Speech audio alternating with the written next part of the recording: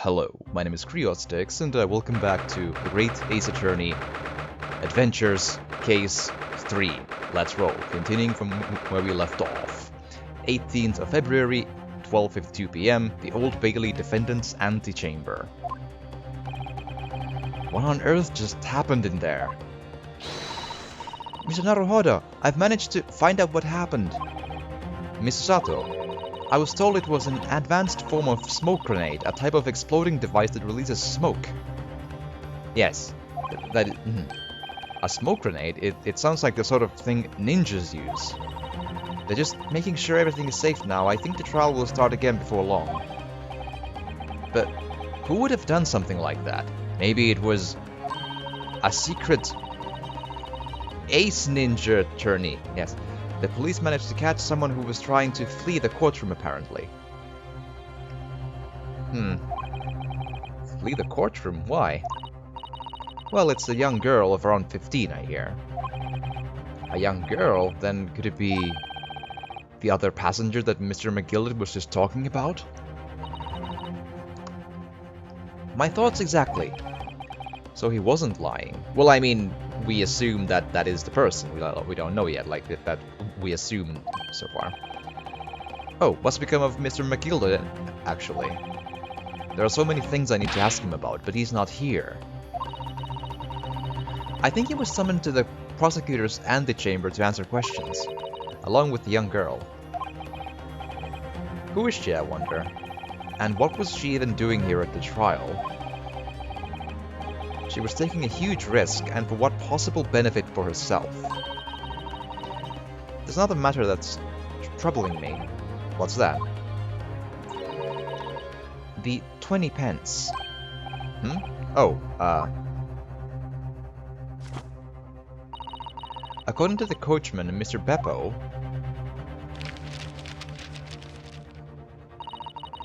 he took 4 passengers that night at a fare of 5 pence each. That comes to a total of 20 pence exactly. But now it seems there was in fact 5 passengers. Which means the figures don't seem to add up again. She's right. That is strange. Counsel for the defense, kindly proceed into the courtroom. The trial will recommence in 5 minutes. Oh, thank you, officer. We'll go in straight away. Well, whoever she is, I imagine this young girl will be asked to take the stand and testify now. I really can't imagine what she's going to say, but it could alter the whole direction of the trial. We'll know soon enough, Mr. Sato. Yes!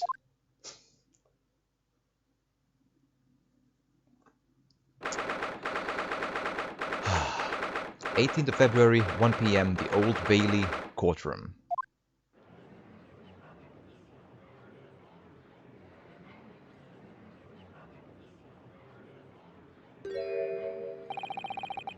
There's the young girl next to McGilded. Look. She must have been the one who caused the disturbance before. Well, after that rather eventful recess, the court will now resume the trial of Mr. Magnus McGilded, who is on the naughty list forever because Santa Claus said so. Now then, Lord Van Zeeks. My lord. I believe you have established the cause of the smoke which veiled proceedings earlier. It seems to have been an advanced form of smoke grenade of the sort typically employed by the army. Good gracious, the army! What in the devil's name? When was smoke grenades invented? I have no idea. It was an elaborate attempt by a young girl to cloak her escape from the public gallery, but she was caught. And now occupies the stand. Your name, girl? Apparently her name is ... Not just one dot, multiple dots. Yes. Are you responsible for the smoke grenade which induced such pandemonium here in my courtroom? What is the meaning of this deplorable behavior? Why are you not at home polishing shoes? Or on the streets, rather, but yeah. If I may, my lord. Yes, Mr. McGilded. I think perhaps I ought to explain here why it is that this wee lass here was here in the first place, and why she tried to bolt like that. It is all tied up with the events of that night, so it is.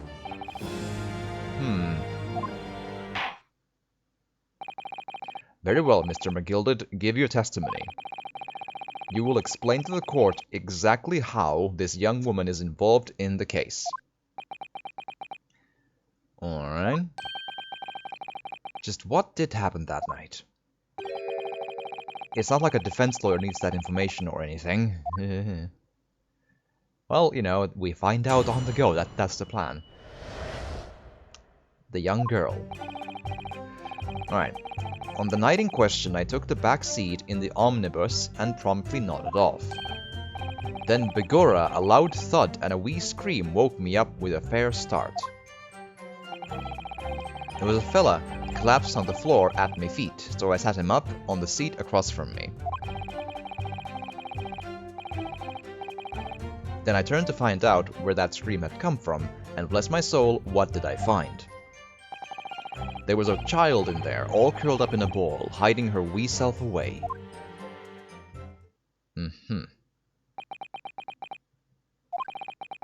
I remain somewhat baffled, I confess, but from what I gather, on the night in question, this young girl was indeed riding in the omnibus. Is that correct? This is exactly as the defense counsel said. This lass was the 5th passenger, my lord.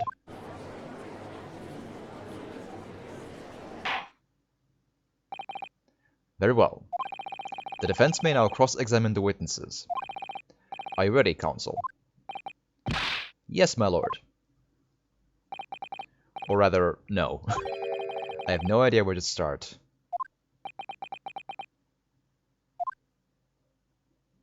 Alrighty.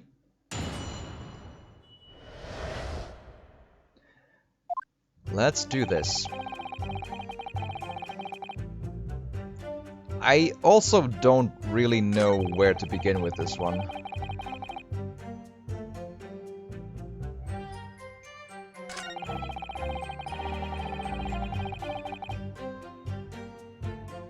Why did you sit... Okay, hold on with this one. Hold it! Hold it! You sat him up? The victim, you mean? That I did. On the seat across from me, as I said, I could plainly see the poor devil was already gone. And you wouldn't believe a dead man just lying on the floor now, would you? Actually, you probably should, yes. Not tamper. It's common courtesy, so it is. I found that a little hard to believe. Hurrah, Lord Fenseeks, now why would that be? You wake to find a man lying dead at your feet in a carriage. Any normal person would hail the cabman. Any upstanding member of London society, that is. But he wasn't upstanding, he was sitting down, yes. Well now, as you know, I'm in something of a special line of business. The business of lending money at exorbitant rates of interest.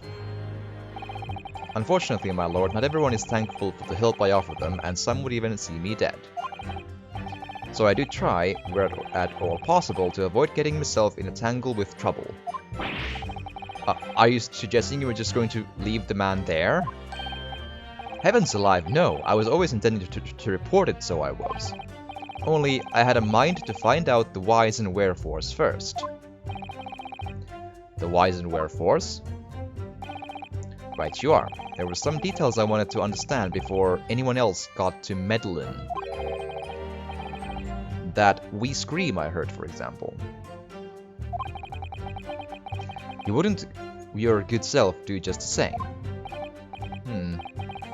Yes, the scream he says he heard at the same time as the thud of the victim collapsing. Alright, so let's go back to the thud and boobity-boo. Hold it! Hold it! A loud thud, do you say? And a scream? Aye, that's right. How can I explain it? It was like the sound of someone falling to the ground. That sort of noise. So you think it was the sound of Mr. Mason falling to the floor having been stabbed? Well now, you'll remember I was asleep at the time, so I wouldn't like to say. And when the sound woke me and I opened my eyes, there wasn't a soul to be seen in the carriage but the fella on the floor. You didn't see anyone, but at the same moment you did hear a scream. Ah, from the seats above on the roof deck, I presume. Not above me, no my lord. It was from inside the cabin. But I wasn't altogether thinking about the scream. No, I was too stunned by the desperate sight before my eyes.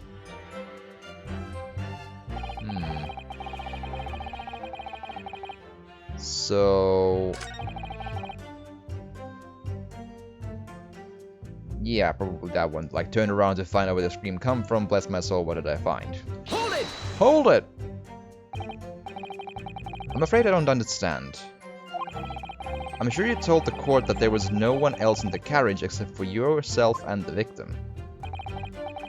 So I did, sir. As far as I could see, that is. What do you mean by that?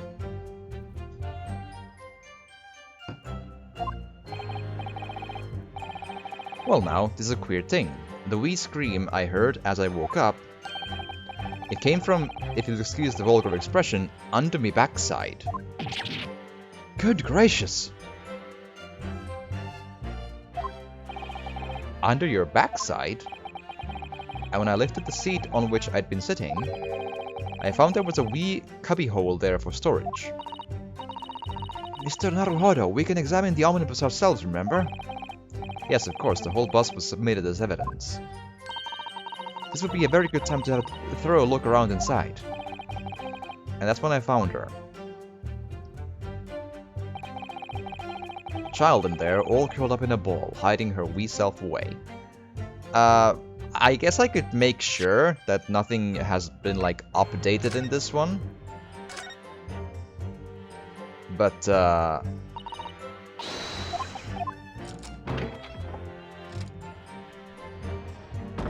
we did already see that there is the quote-unquote cubbyhole.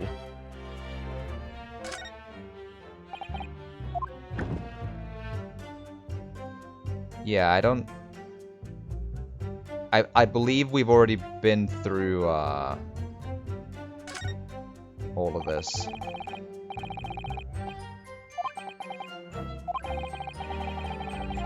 Something doesn't seem right here, but I can't put my finger on what it is. Empty storage room. Okay. Gonna lurk here while preparing something to eat. These games are not for me. I mean, these games are for everyone. You just don't understand quality quite yet. But you have time to learn, young one. Yes. Also, hello. I hope the witchering went well.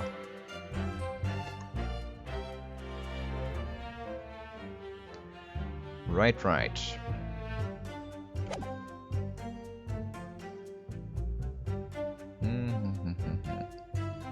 I might get into these kind of games, maybe, but highly unlikely. I mean, hey, but hope for enlightenment springs eternal, you see. Always hope. There's always the chance you will see light one day, and then all will rejoice. Yes. Right. Try to have an open mind. I mean, if you like a good story, and if you like investigating stuff and logic puzzles at all, you know, this is all of that and the best one of the bunch I've ever had the pleasure of playing as a game series, so... Hold it! Hold it! You say she was hiding herself. Aye, that's right. It was hard to see in the dim lamplight, but she was all curled up in a wee ball. When our eyes met, well... me heart nearly stopped beating in my chest. You're really overacting this. Witchering went nice. I think maybe next time I can finish up Novigrad. Mayhaps. Well, that is, sounds like a plan.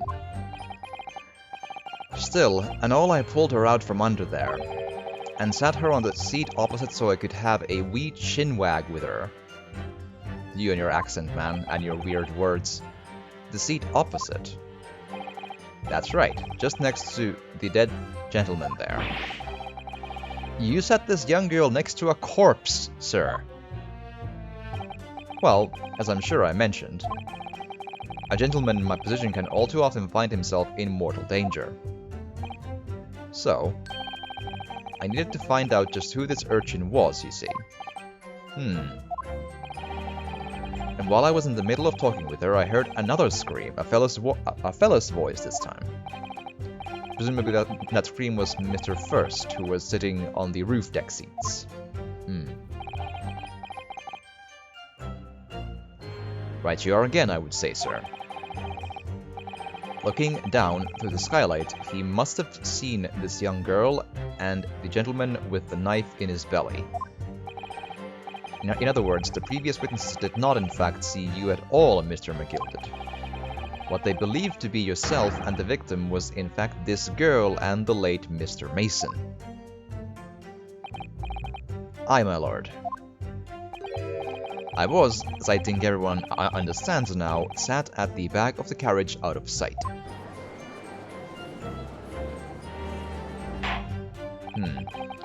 It is certainly plausible. The defendant is somewhat diminutive in stature, and readily confused, perhaps, with this young girl. After that, of course, with a scream from the gentleman over us, the driver realized something was wrong and pulled up the horses. So the driver didn't hear the scream from inside the carriage then. I do wonder how you must be feeling, Mr. Naruhodo. Being the defendant's lawyer and yet finding myself as stunned as everyone else at this testimony. Let's just say it's trying. We certainly had precious little time to talk to Mr. McGilded before the trial. But we mustn't be dispirited. We must try to learn all the facts we can. When we arrived in London this morning, I didn't see my day panning out like this. Mr. Naruhodo, no grumbling, even in your head. How did you know?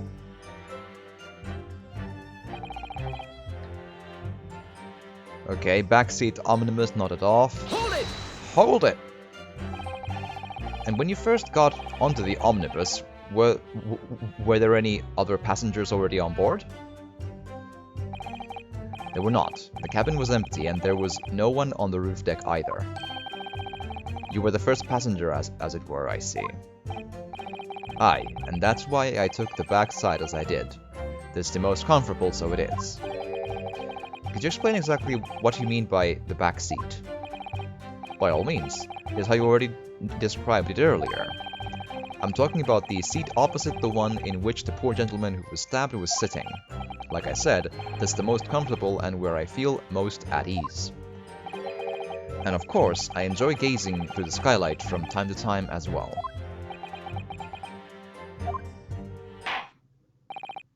Thank you, I've heard enough. The events explained are clear in my mind. However, at least one conundrum remains. Who is the girl? Her name is Gina Lestrade, my lord. Ooh! She is a chancer, earns her crust among large crowds, relieving people of their purses. What's commonly called a pickpocket. What? This girl here, a petty thief?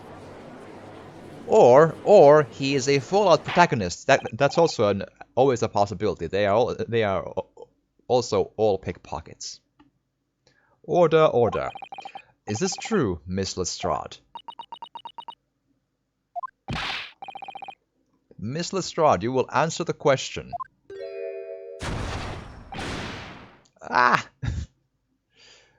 Purple haze is the answer. I see. How dare you? What is the meaning of this? The girl! She's gone! Open your eyes. I'm over here. Good gracious, how? What was the point in that little sidestep? I know what you lot are thinking. Grown-ups are all the same. This dirty little dipper, you'll say, slipped up and got caught on the job. She got herself backed into a corner so she knifed the gent. Go on, that's what's in your heads, ain't it? No, not at all. This is a court of law. We're here to determine the truth, not cast...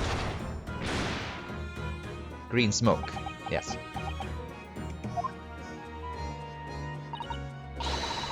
Look, knives are for cowards. Only thugs use weapons like that. All I need for what I do is these fingers. Yeah. I'm a professional, right? Maybe not in your eyes, but I got pride in what I do. Let me guess, you don't count smoke guns among weapons for thugs? Oh, this? Yeah, this was in a bag I lifted the other day, down where they keep the four-wheel drags. It's nice, isn't it? I like the pink best. Ah, do not wave that thing in my direction again.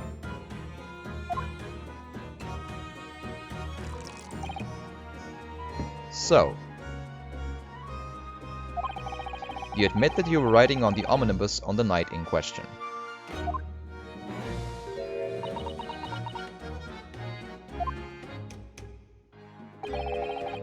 It's alright, lads, you can tell them the truth now.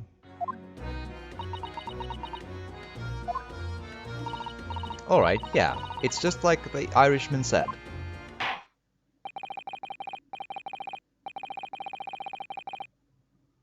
The court accepts this girl, Miss Gina Lestrade, as a valid and significant witness in this case. Accordingly, young lady, we will now hear your testimony if you please. You will tell the court exactly what happened in the omnibus on the night in question. Alright, if I have to. Let's go. What the girl saw. So I snuck inside the carriage before they hooked up the horses just like always. But it was a right old waste of time. I got nothing to show for me troubles that night. I'll tell you, you can't see a blind thing in that hiding place. It's pitch in there. Then after a while, I hear this loud bang. Nearly jumped out of my skin, I did, and the scream just came out. Bang.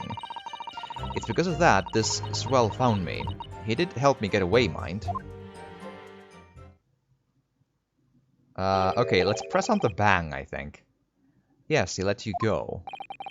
I fail to understand why you would let the street urchin go, Mr. McGilded. Oh, this simplicity itself, my lord. You see, she couldn't possibly have killed the other passenger. I knew that for a fact. How? As I'm sure I said before, sir.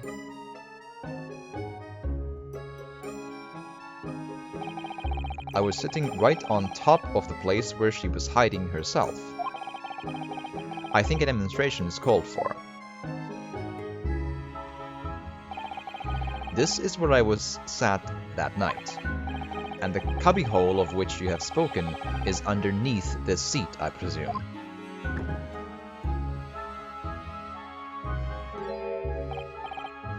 Yes, it does appear just large enough to accommodate someone of the girl's stature. Aye, but of course the wee lass was stuck in there, because I'd parked myself on the seat for the duration. Ha! So you see, that's why I let the lass bolt. I knew that if the police found her there, they'd automatically assume she'd done it. But I couldn't live with myself if a young life was ruined when all the time I knew she was innocent.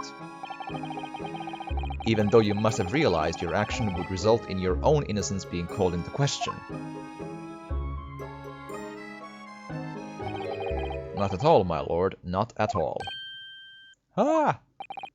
I knew in my own heart that I was innocent.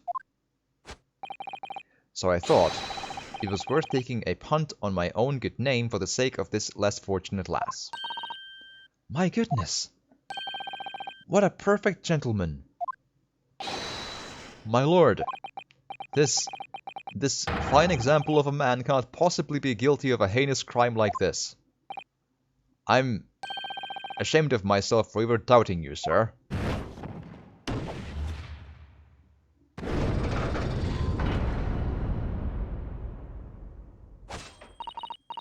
With calm, calculated reasoning, one arrives clearly at the truth every time.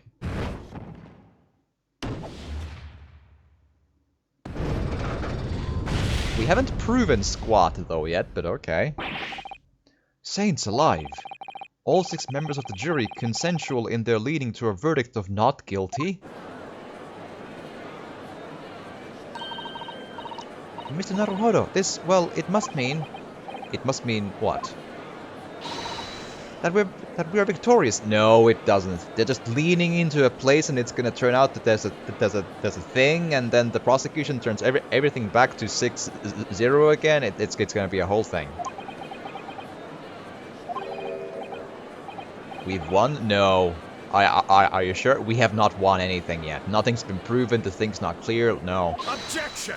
Objection!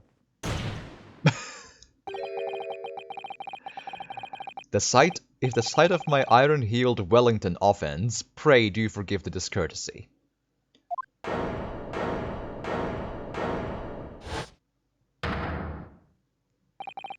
This really is a consummate example of the one monumental flaw in British judicial practices. Honestly, I may kind of agree. I'm not a big fan of guilty, not guilty based on, like, well, I feel like he probably, you know, he seems like a nice guy. No, we need proof guilt, not proof not guilt. That's it, you know? Where evidence and reasoning should be paramount, emotion rules the day. Yeah.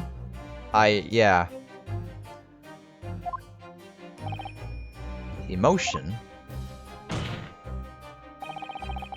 The witness's latest statement gives us a clear insight into his true nature.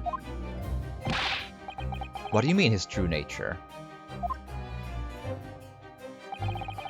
Do you really think Scotland Yard would have made such a glaring omission? After the incident, the omnibus was comprehensively searched by officers of the police. Obviously, the interior of this cubbyhole, as the witness put it, was included in their investigation. Yeah? The compartment under the posterior seat was full of the coachman's belongings.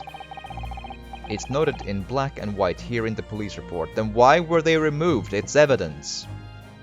That's kind of weird. Good lord. The evidence has been tampered with. In order to corroborate Mr. McGilded's story, someone has unlawfully removed everything from under the seat. Damn! What? Order, order. How could such a devious contrivance possibly have been effected, counsel? Contrivance? Yeah. Maybe? Contrivance? Naturally, we must acknowledge the deficiencies of the constabulary in allowing this to have happened. However, I assure you, when the omnibus was wheeled into the courtroom this morning, the compartment under the seat was not empty. Well, my Nipponese friend. Me? When the carriage was submitted as evidence, doubtless you examined it in fine detail, as would any self-respecting practitioner of the law. Pray, what did you find the condition of the underseat compartment to be? See, it's been like a number of days since I played the last part. But he makes a good point. There was something in there, yeah? Like, full of stuff. That's true. I had forgotten in between because it's been a long weekend in between and everything for me, but yeah. Oh, to be sure, the young gentleman will be able to clear this up in a jiffy. Sorry? Go ahead. You tell the court now, fella. But this is all an elaborate excuse by the desperate Lord Van Zeeks. Van Zeeks is right, though. There was stuff in there. Someone's tampered with it while it was in the courtroom. During the smoke grenade bit, I think. Well, Counsel, do you have something to say on this matter? Honor before everything. We're not gonna lie our way through this. How am I supposed to answer? What can I say about the state of the little compartment under the seat in the omnibus? It was not empty. I really don't know if giving this answer is helping my cause as a counselor for the defense, but as far as I remember at least. When I first examined the compartment, I'm fairly certain there were a number of articles inside it, yes. Are you sure, Counsel? Ara, be whist! What are you saying now, you daft daw? I thought you were on my side here.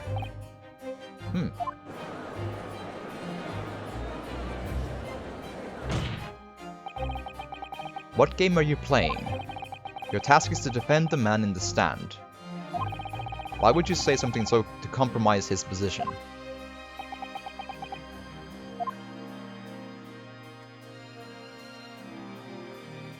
Because honesty, as the advocate for the defense in this trial, I confess I'm still not entirely sure where I stand. But it seems to me that I should state what facts I do know as clearly and honestly as possible.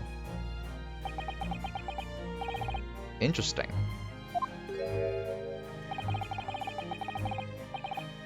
"'Tis not altogether pleasing, fella. I'm simply telling the truth, Mr. McGilded.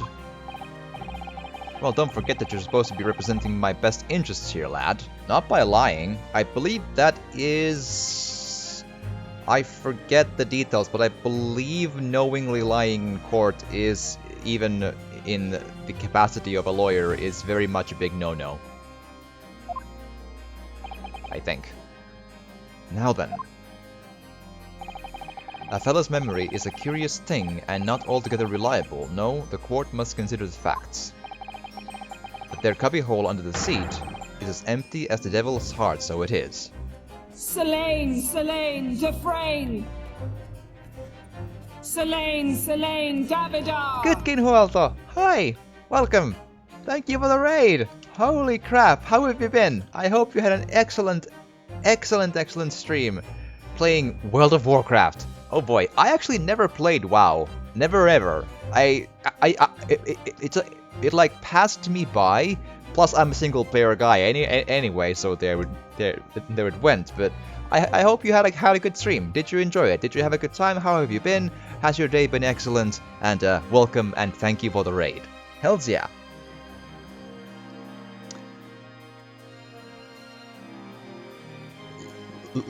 Lineage 2, wow.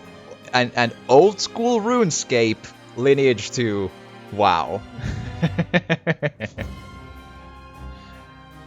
Like RuneScape in its first year of existence. Yes, those were the times.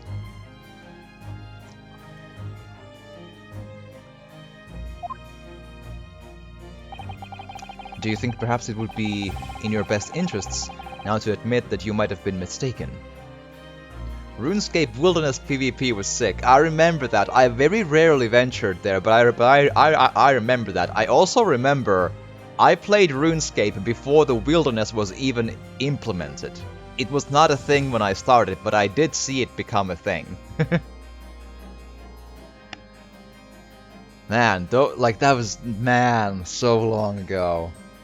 Like, I played RuneScape, I think, about as new as it got. Like it just swept through our well, I think junior high is the translation, but our yläaste.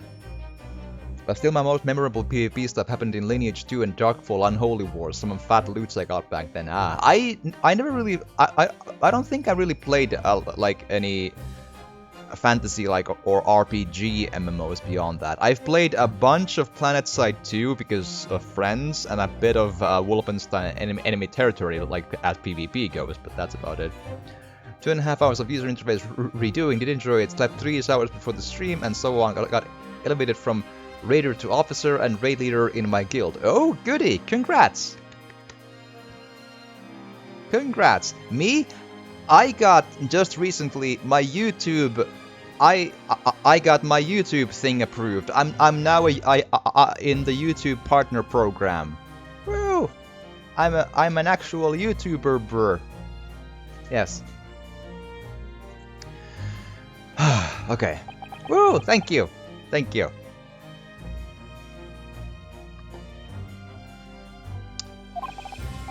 Why? Why do I feel like something's not right here?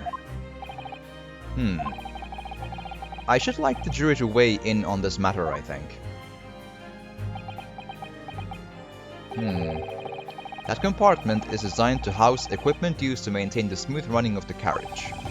The guild's rules state that omnibuses should be properly and fully equipped at all times. So it certainly wouldn't have been empty on the night in question. Beppo isn't that irresponsible. That money-lending fleecer and the pig purse are lying.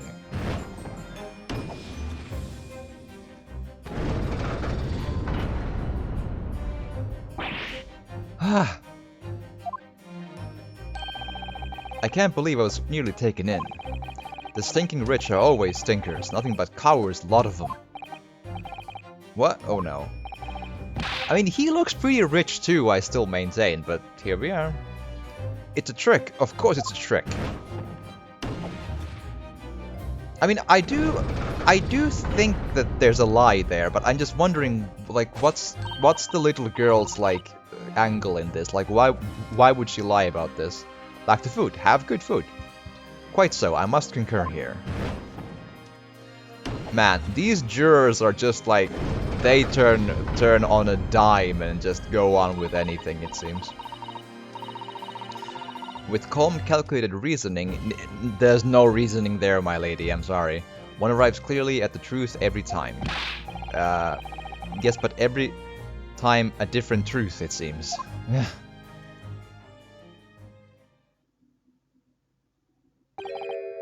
My lord, I humbly exhibit the scales of justice. Clearly, a verdict of not guilty at this time would be wholly inappropriate. Thank you, counsel. But before we proceed any further, there is the matter of the outstanding cross-examination. Counsel for the defense, begin your questioning of the witness, please. Yes, my lord. What just happened? The whole balance of the trial just shifted, almost beyond recognition. I mean, we've been further away, though, just saying. The Reaper of the Bailey is at work, it would seem.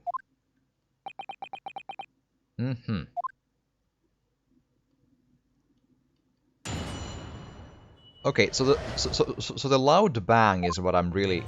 my first interest goes into.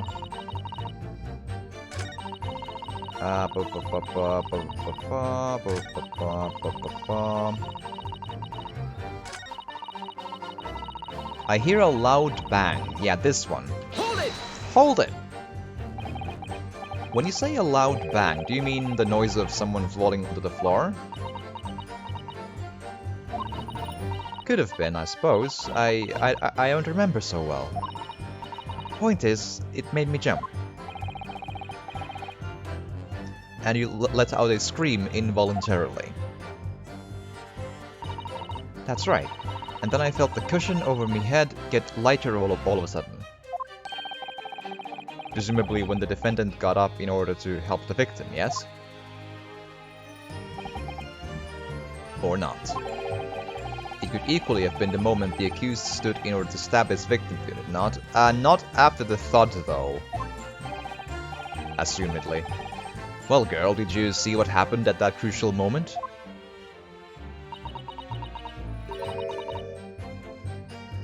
Yeah, I saw it. I pushed up the cushion and had a quick butcher's while I had the chance, didn't I? The Irishman was sitting up the bloke who had fallen on the floor on the seat opposite. That matches with Mr. McGilden's account, of course. But then, the fella suddenly turns around and looks right at me. I sunk back down again, but it was too late by then. I should have never risked looking.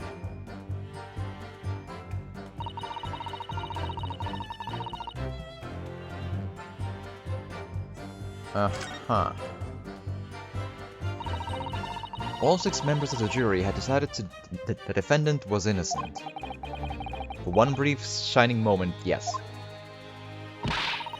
It's clear that they are all still very unsure.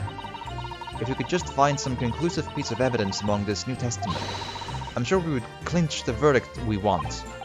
Yes, I think you're right, and I have this niggling feeling something's bothering me, but I just can't quite put my finger on it. Yeah, it seems to be going around. Alright, let's start pressing everything. Hold it! Hold it! So, you were already in the omnibus before it even set off on its run. Well, yeah, I mean, what's the point of spending a Joey to make a few bob, eh? That's a rum idea, ain't it? I suppose she means there's no point spending money to make money. It actually makes sense. Counsel, may I remind you that this girl is a petty thief. Kindly refrain from entertaining her tenants. Well, that does clear up the little mystery of her of the fares and all. 4 paying passengers at 5 pence apiece, making the 20 to which the cabman testified. And 1 little scapegrace riding for free. The red conch of a driver always goes for some grub before his last run, see? So that's when I slip into the carriage and get myself hidden under the seat. Nice and easy, right? But your hiding place is a storage compartment. Full of equipment for the coach, no?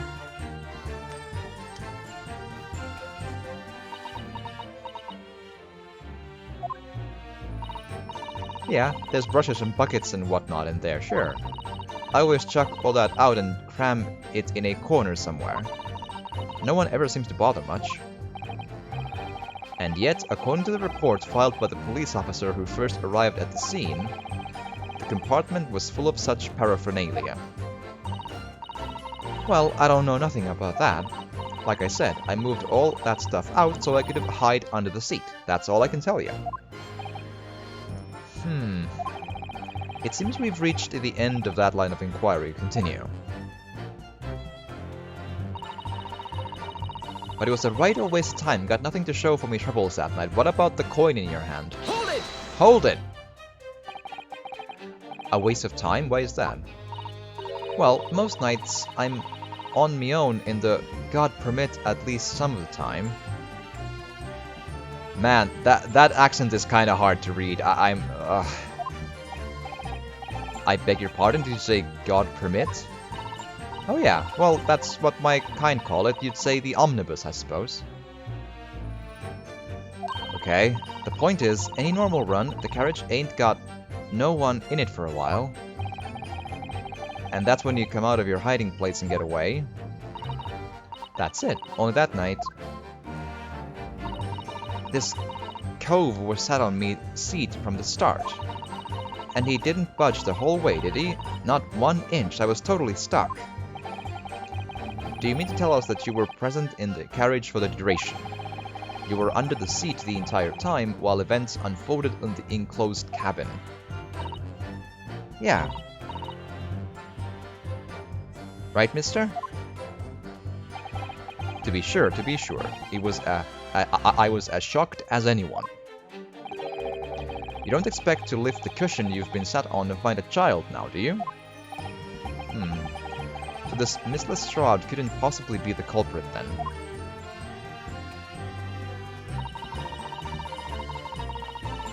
There's something about this because what's not adding up that hasn't come up yet is the bloody gloves.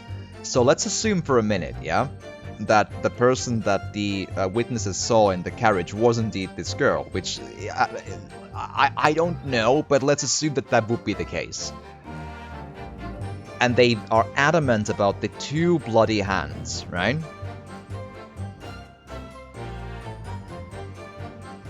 Then those would be her hands, and there's not been any mention of her touching the victim. Like there is a not adding up in here. I'll tell you can't see a blind thing in that hiding place. It's pitch in there. Hold it! Hold it! So you couldn't see out into the cabin at all. Not a jot. Most days I push the cushion up with me head and look out the crack. Then I can have a butcher's at who I'm gonna fiddle. I thought you were a pickpocket, not a butcher. I mean, I can have a look. The seat I get under ain't as plush as the other one I see. So most of the time, passengers can't plant themselves opposite. But for some reason that night, this here Irishman spent the whole journey right over me head. And for that reason, you weren't able to push the cushion up to peek out, I see. Truth is, I ain't too happy in small dark places, feels too much like being thrown in the clink. But it's the only place to hide in them carriages, so it's Obson's choice. Why doesn't she just stick to picking people's pockets in the open then? I'd say there's some reason that she's not letting on, judging from her demeanor. So anyways, I was a bit scared, but I had to just stick it out under there, nothing else for it. But didn't the big hat boy say that the seat was more comfortable, and now she's saying it wasn't, because it's like less cushy? Okay, so on the next one, or on the last one rather, it's because of that this well found me. He did help me get away, mind. Hold it! Hold it! And when Mr. McGilda discovered you, he pulled you out from your hiding place. I was scared stiff, I was. He dragged me out and sat me down on the seat and all. Next to the victim, Mr. Mason. Yeah, the bloke had a knife in his guts. He was still bleeding. Then the carriage lurched a bit, and he ended up falling onto me. Ugh, how awful. Both my hands got covered in blood. It made me feel sick as a dog. Both her hands covered in blood. That must be what the rooftop passengers saw. There we are. After that, I believe you talked with Mr. McGilda for a while, is that correct? He asked me some stuff. Wanted to know my name and what I was up to in that. Then I heard something up from above. Someone screamed. Yes, Mr. First on the roof deck, one would presume. Well, I didn't want no one seeing my face, so I didn't look up. Then the horses were drawn up, smartish, and this here Irishman says to me, "Get back under the seat, I'll see that you can get away later."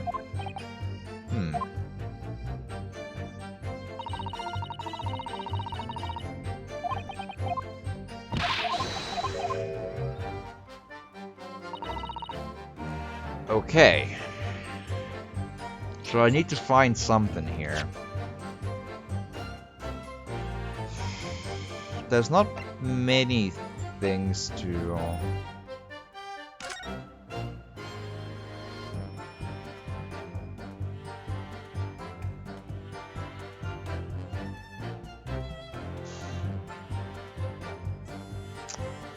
This is tricky. This is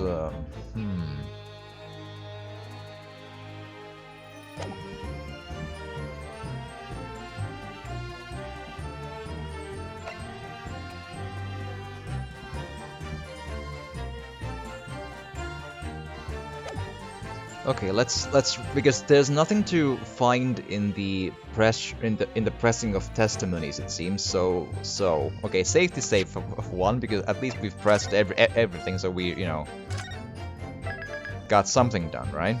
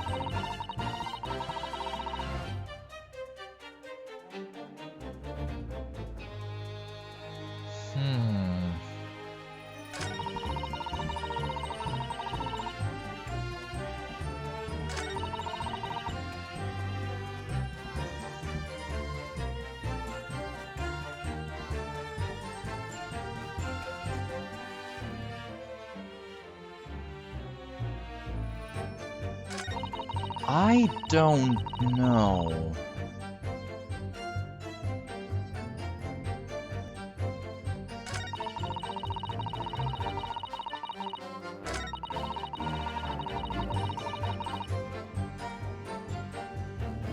Like, unless it's as simple as, you know, just show the carriage like there would have been items there, but but that sounds like a very weird way to use the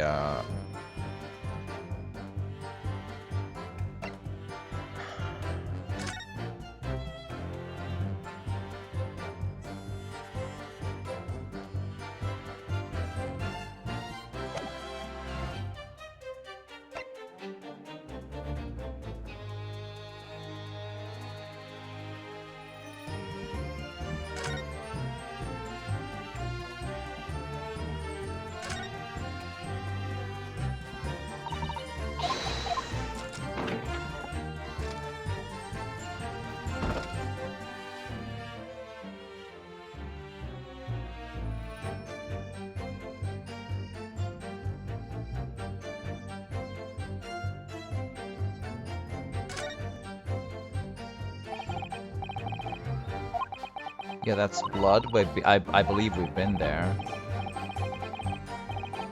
The bloodstain is so obvious, and yet Van Zieks has made no mention of it. I suppose it does seem a little strange. Why do I have such a bad feeling about this?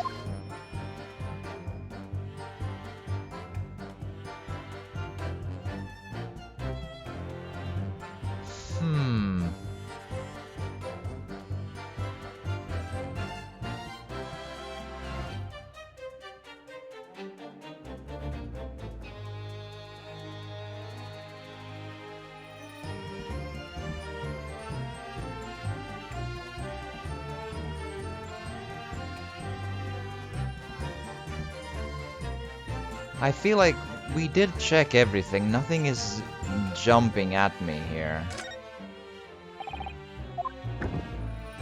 Yeah.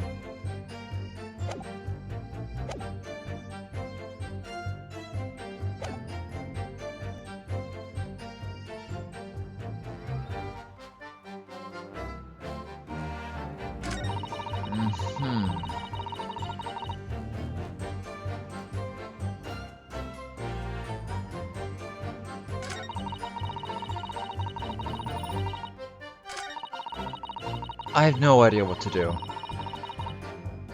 Like, nothing about this strikes me as untrue in relation to the evidence. So...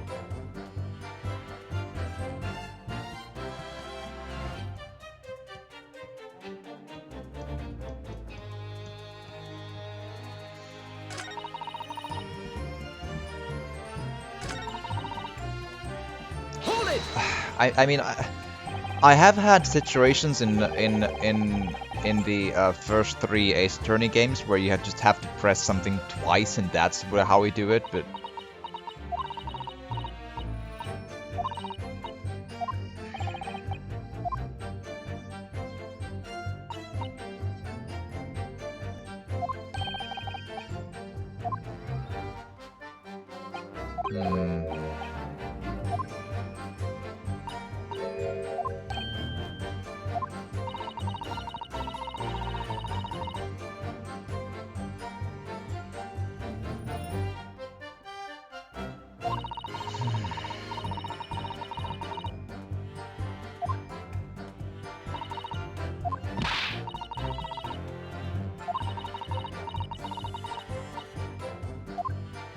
I have no idea.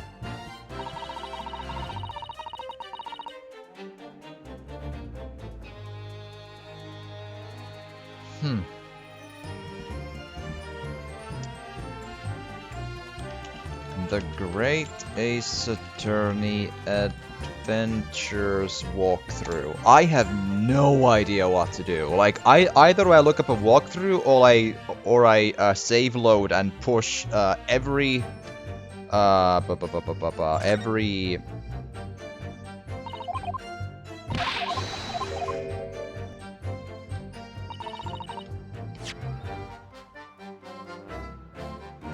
7 pieces of evidence in all 5 statements. Because I have no course of action here.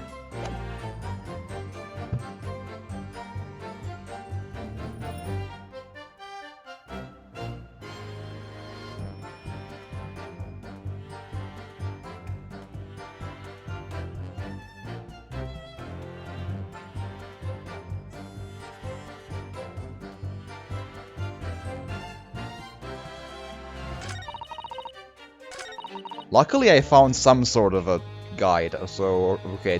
You know, the game is really new as a localization, so I think that's lucky. Okay, so according to that, I need to like press everything once and press this again, which that's always been my least favorite part of each Ace Attorney trial. I find that to be one waste of time too bad. Like, they're great games, but they do have some bad design choices in them. This is one of those. Like, this is just wasting time really hard on requiring you to press everything, and then for no reason press everything again, and then somehow you get a reaction somewhere or whatever. That is just busy work, busy work, busy work. Like, no, that's bad.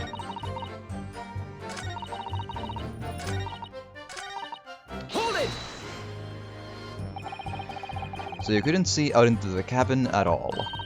I mean, assuming that the guide is correct. I have no idea. Not a jot. Most days I push the cushion up on with me head and look out the crack. Then I can have a butcher's at who I'm gonna peddle. Yeah, pickpocket butcher. Have a look in the plush on the other ones. So most of the time the pumpers band themselves opposite. For some reason that night, this here Irishman spent the whole journey right over me head. And for that reason you weren't able to push the cushion up to peek out. Truth is, I ain't too happy in small dark places too, so much like being thrown there. And because of BS, the game felt like not giving me a reaction the first time around. Like, that is just dumb design. It's busy work, way too much. Just press every button and press every button again design. Like, that is just not how you do a good puzzle. Like, these do come up in Ace Attorney every once in a while, and these and pointlessly terrible leaps of logic are the worst parts of these trials in these games. So, unfortunately, that issue creeped up here as well. So, this game, as modern as it is, was not spared from that fate, unfortunately. So, what you gonna do? Alright. So... okay, what was the pursue? Excuse me! Excuse me. Is something wrong, Mr. McGilded? Oh, I do apologize. Was there something the matter, Counsel? I was just wondering if Miss Lestrade's last comment made something occur to you, perhaps. You seem to be thinking of something to yourself. Oh, no, it was nothing important. I was feeling bad for the poor lass, is all. I remember feeling desperate myself as a young lad, shut up in the dark, but it was terrifying, so it was. I see, yes, I'm sure we can all sympathize. I'm still scared of the dark now. Aye, and I don't know about yourself, but I find that the darkness seems to make everything you hear seem that much louder as well. That is kinda true.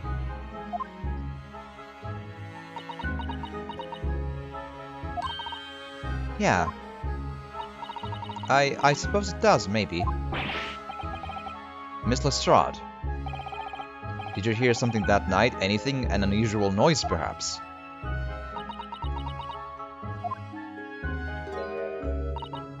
Nah, not really. All I could hear was the Irishman snoring. Bejeebers! There's no need to tell the whole world of me foibles, you little scamp. What a pity. If only Miss Lestrade had heard something, it might have given us a vital new clue. I mean, I think snoring is at least a, you know, witness statement, if nothing else. Yeah. What should we make of that last statement of hers? Safety save, but it's the only lead we got, and I didn't check the guide any further than this, so let's pursue that. Maybe? Profoundly important. Sure. My lord! I believe the statement just made by the witness is profoundly important. How dare my client snore? It is vulgar. He should be hanged for snoring. Yes. Profoundly important, but all she said was that she heard nothing. Yes, which is the profoundly important point. I'm almost sure of it. I'm almost sure that I don't understand the inner workings of your Eastern mind, Council, nevertheless. Miss Gina Lestrade, you will supplement your formal testimony by repeating that last statement, please. What? Supplement? What are you on about? Don't give me all your fancy talk. I know what you're trying to do. Well, it won't work on me. That's right, insult the judge. Always a good move. Yes, absolutely.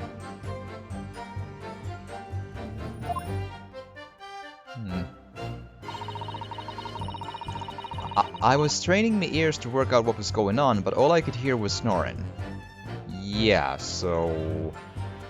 I'm gonna guess that is a good thing, I hope, maybe. Fingers crossed, yeah? So... sorry. Hold it! Hold it! So you were straining to hear what was happening the entire time, since the moment you hid yourself? Not exactly, no. Sorry? Well, there was no one in the cabin to start with.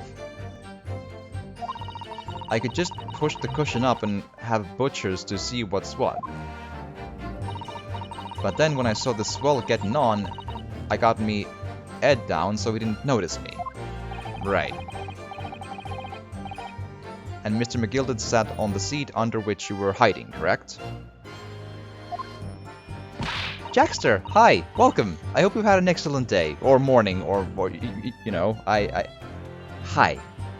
Glad to have you. We are trying to desperately solve a very weird case about a carriage, as before. Yeah, would you Adam and Eve it, eh? Not a mug. What a mug. So then all I could do was listen.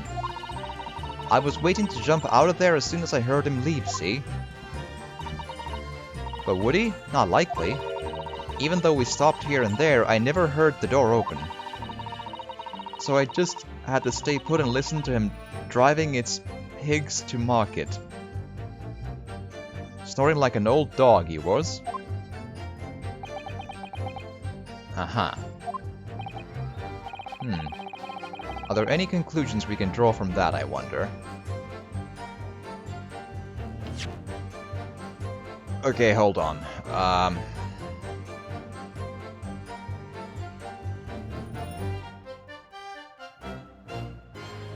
Strained to hear entire time, when to heat yourself. Sorry, there was no one in the cabin to start with. I could just push the cushion up and have a butcher's do with blood, but then when I saw the swell getting on, I got me head down so he didn't notice me. And Mr. McGill sat on the seat under which you were hiding. Then all I could do was listen, waiting to jump out of there as soon as I heard him leave, but not likely. Even though we stopped here and there, I never heard the door open. Meaning... Wait, so did the victim come in the same station and just she didn't notice? Or are we just not mentioning, like, that the victim was even there? Or what's the deal with this? I'm getting confused. Okay, let's say about not add up and let's see what happens, yeah? Because that's my guess. Like, it doesn't add up that the victim made no sound ever, right? Like, not even opening a door or anything. Miss Lestrade, what you have just told the court is clearly at odds with the facts. Ah, at odds? Are you sure, man? No. No, I'm not. Absolutely. It seems my learned Nipponese friend is not as dull-witted as I feared. So Van Zieks realized it too. Well, I'm glad he did, because I'm unsure.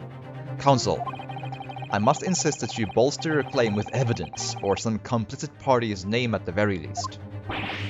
Yes, my lord. I expect you to demonstrate this alleged contradiction to the court. According to Miss Lestrade, whilst she was hiding in the omnibus that night, she heard nothing but the sound of Mr. McGildet snoring. But think, Ruinosuke, think. There's something else she should have heard. Well, she should have heard the person, but just hold on. Just safety save, just making sure I'm not, like, outsmarting myself or something here. So I think the piece of evidence itself might work as the picture, but the person itself, the victim, I think. Very well, my lord. Allow me to elaborate. On a particular sound that Miss Lestrade could not have failed to hear on the night in question. The sound very clearly explained by the presence of the following person. She should have heard Susato suplex me on a boat 7,000 miles away. Because it was so BS. No, she should have heard this one. Surely.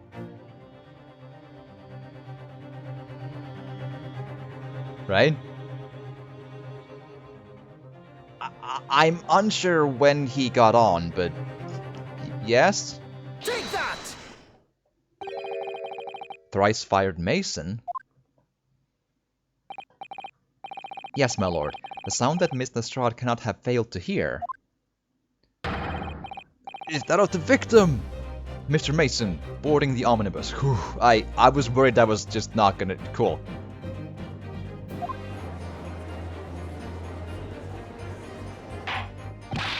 Order, order. Explain your reasoning, counsel.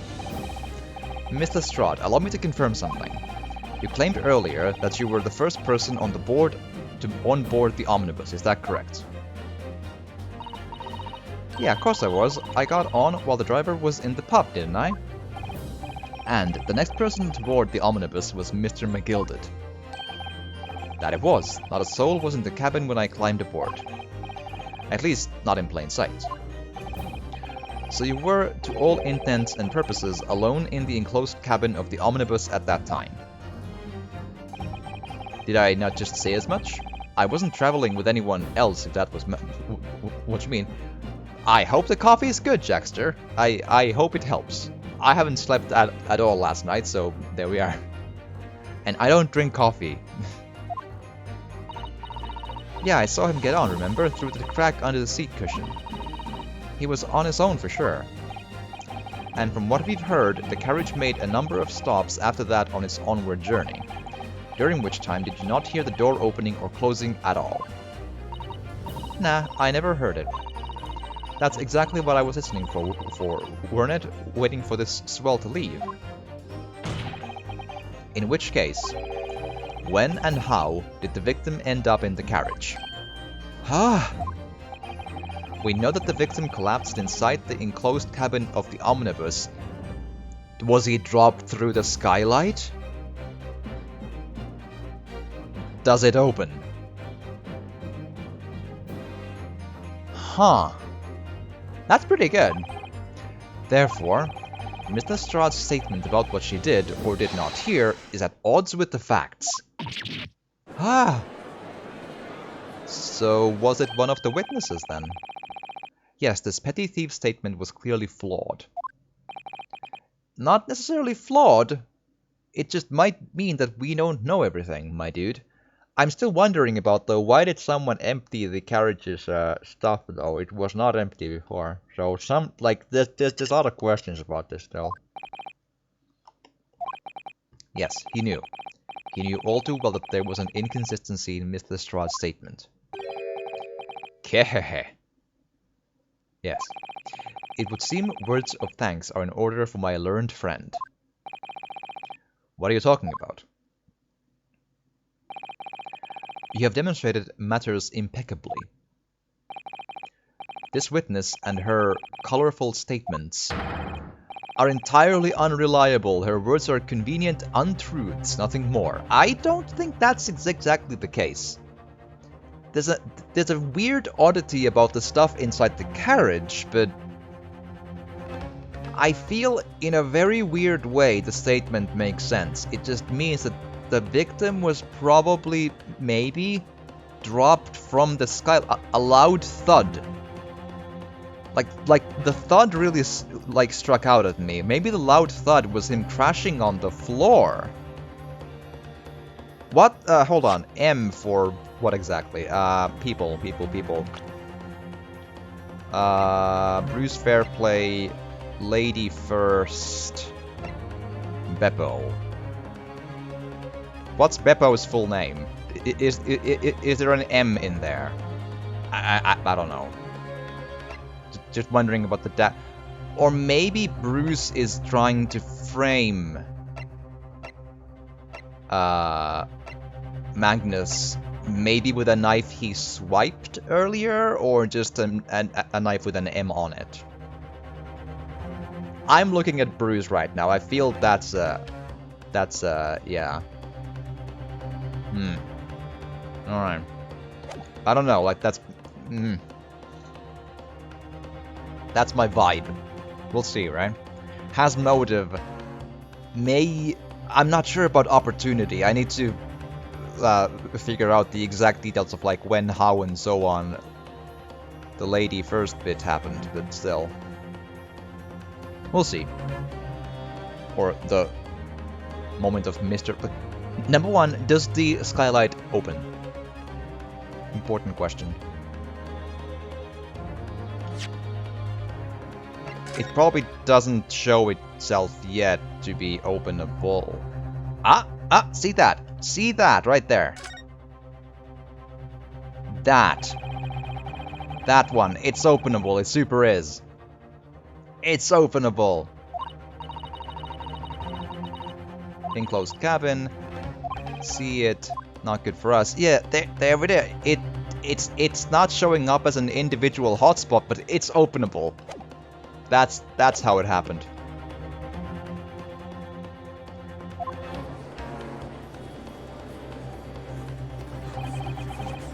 He's dead right. How could the victim possibly not have boarded the omnibus? That makes no sense whatsoever. And this girl is a pickpocket. Let's not forget that.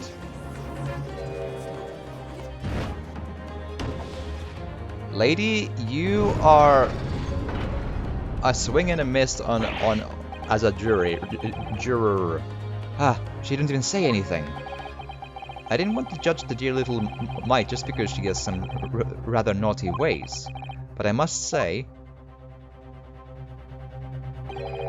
I can't abide liars. And neither can I. Mr. Foreman, I didn't want to judge the girl just because she has some less than salubrious ways. But I must say, I cannot abide liars.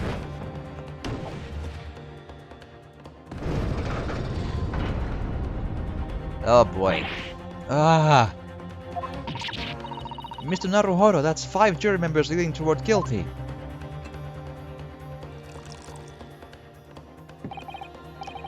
Well, your consideration for others is refreshing, my Nipponese friend. To the considerable troubles you have spared me.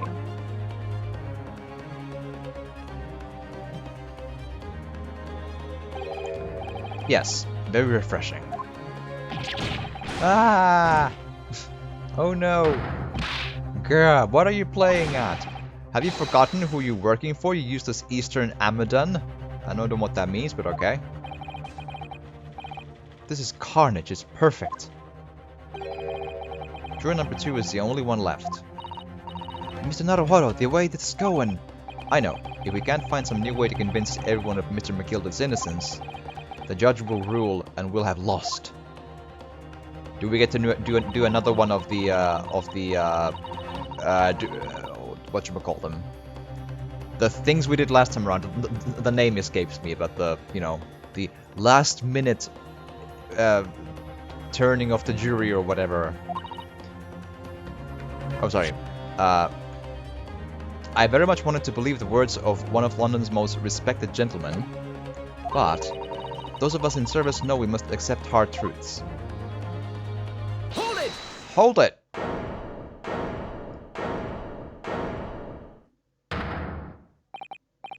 Yes, the witness's last statement seems to have revealed a critical inconsistency in her story. However,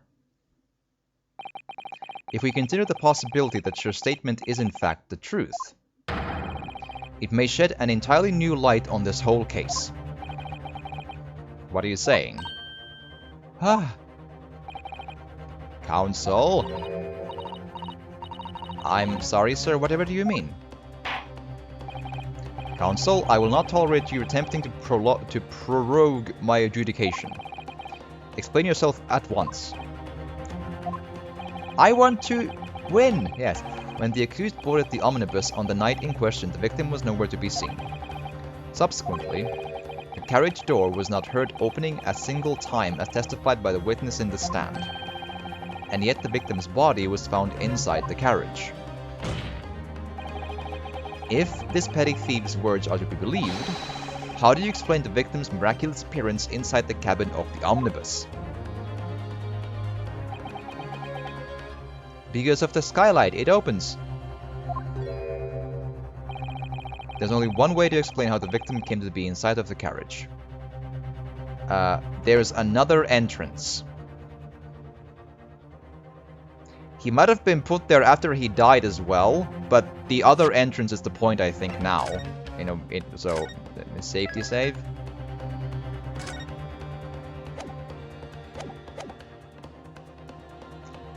Boom.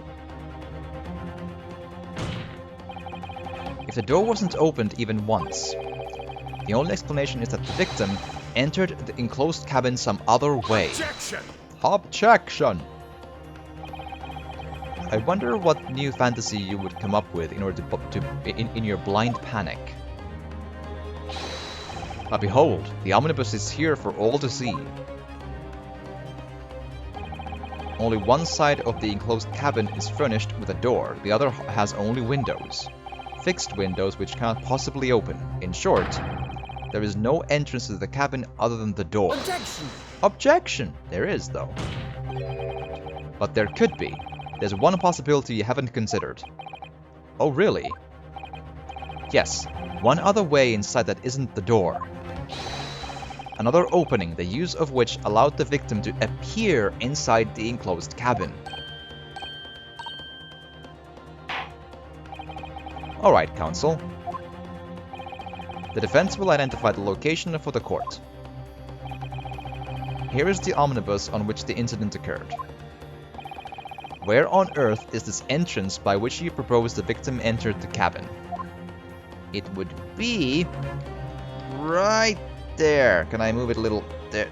There. Present. Take that! Take that! The answer is obvious. It can only have been the skylight. Du, du, du.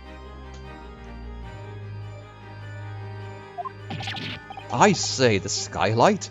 Nothing like this was ever talked about in the North Pole. Yes. Objection! Objection! Your ludicrous proposal almost has me lost for words, however. Objection! Objection! The skylight may well be large enough for someone to pass through. Objection! Objection! So you claim. But do you have a shred of evidence to support your addle-brained theory? Both Mr. McGilded and Miss Lestrade said the same in their testimonies. They each claimed to have heard a loud thud, such as the noise made by someone falling on the floor. Yes, which has already been explained. Weird game. I know, but it's pretty good. I like it. As the sound of the victim falling from his seat having been assaulted with a dagger. Yes, it has, but would a man slipping from the seat onto the floor really have made such a loud noise as the witnesses described? A noise loud enough to cause Mr. Strahd to let out an involuntary cry, in fact. Good gracious! Perhaps, in fact, that was the moment that the victim made his entrance into the cabin. No, let me rephrase that. The victim didn't enter the cabin as such. He fell into it. Objection! Objection! You're now suggesting that the victim fell from the skylight into the cabin. That's simply impossible. No, it's not. How can you be so sure? Because if the victim had fallen inside through the skylight, as you say, the passengers on the roof deck would have seen it happen. And yet, not one person made mention of such events in their testimony. I think one of those did it. I don't know why the other one has said nothing, but, you know... Well, yes, that's true, but... Hold it!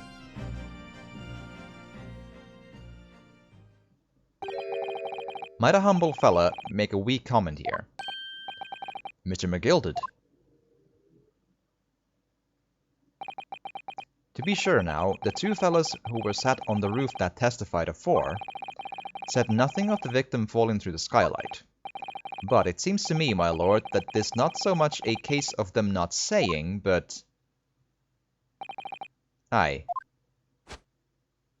It's a case of them being unable to say. What? I think perhaps the two fellas do be having something of a compelling reason not to mention what happened. Would you not agree, fine ladies and gentlemen of the jury? Oh my goodness, surely not. Those two chaps on the roof? You mean the ones who stuck that knife in the man were... Ah! There we are. Hold it! Just what exactly are you insinuating here, you blitherer? You rotter, he said. You rotter! What are you insinuating? I mean, could they both have done it? I suppose it's possible. Also, that is a breakdown, a very elaborate moment of excitement of an interesting type. Yes. What the hell? I know. That's anime for you. This is a flaming outrage. I've got a mind to give you a blinker in a minute. He'll give you a shiner in a minute, he said, and so will I. Ah, you mean you are violent? Yes, haha. We have them admitting on record that they are violent people. Murderers. Yes. Mr. Fairplay, you're effectively accusing me, a city gentleman and well-respected banker, who is in extreme debt and has a motive to have the man you owe money to tried and convicted of murder and therefore be killed. So yeah. Yes, I am. And me, a very angry hatter. There we are. He's an angry hatter, therefore a murderer. Yes. Suggesting that someone like me could have stabbed that man in the guts. It's a disgrace. It's scandalous. It's Also, why do you keep eating your cane? Is it really that tasty? To the guillotine, exactly. We'll send them to France, especially this time to be guillotined. Yes. I protest. I protest in the strongest possible terms. Right. That's right, I protest too. About you, you rotten scoundrel. Right. Oh. Order, order, order. Robespierre will reprove this. Yeah. I will not permit this wanton invasion of the stand. Return to the anteroom at once. Ante-room. Yeah, because ante-chamber, ante-room. Okay, cool. Right.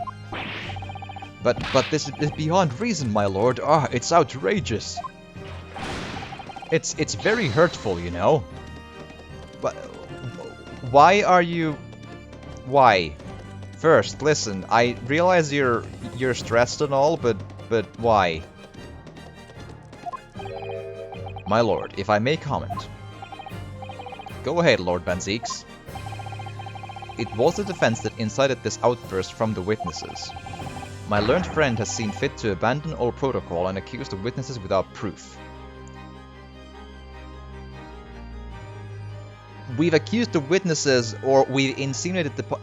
actually, no, we haven't. The one who did the accusing was Mr. McGilded. We simply included the possibility that the victim fell through the skylight. That's different. Like, I myself am thinking about this, yes, but we did not accuse anyone as of yet. Not even a bit. Accuse? I never intended to. Nope, never did. Either. It seems, young Nipponese, that your command of the English tongue is wanting. You propose to this court that the victim fell through the skylight from the roof deck of the omnibus. That hypothesis cannot possibly stand without the rooftop passengers being aware of the events. Honestly, considering how weird these games get, I would not put it past them. Like, maybe he fell from the heavens, God threw him down from the cloud, and, you know, the god of anime, you know, just threw him down from the cloud, and they just happened to be looking at two different by-flying butterflies, and whoopsie-daisy, and just went through. And it's opened and closed on its own. Like, I wouldn't... Yeah, religion has all the answers, exactly. You have branded these gentlemen liars. You have intimated their criminal guilt. I'm pretty sure they already lied before, yes? It's been a couple of days, but I'm pretty sure they already perjured themselves once, though. They did! They did! They lied! They already did! They said that they both... That all of them, including the Beppo, the coachman, saw the stabbing, and none of them did. They all lied. They are all liars. Banzeeks, you're late to the party, my dude. In our British courts of law, that is what is termed a baseless accusation. No, we have proved they are liars, though. You're forgetting. Banzeeks, you're better than this. You're smarter than this. Come on. I know it was a rash to put this idea forward without any actual evidence, but you can't just dismiss it without a second thought.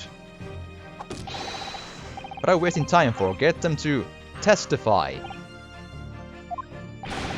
I thought there was something fishy about that hat from the moment I laid eyes on the fellow. We have to see this matter through now, one way or another. If there's filth and rubbish in our midst, we must dispose of it at once.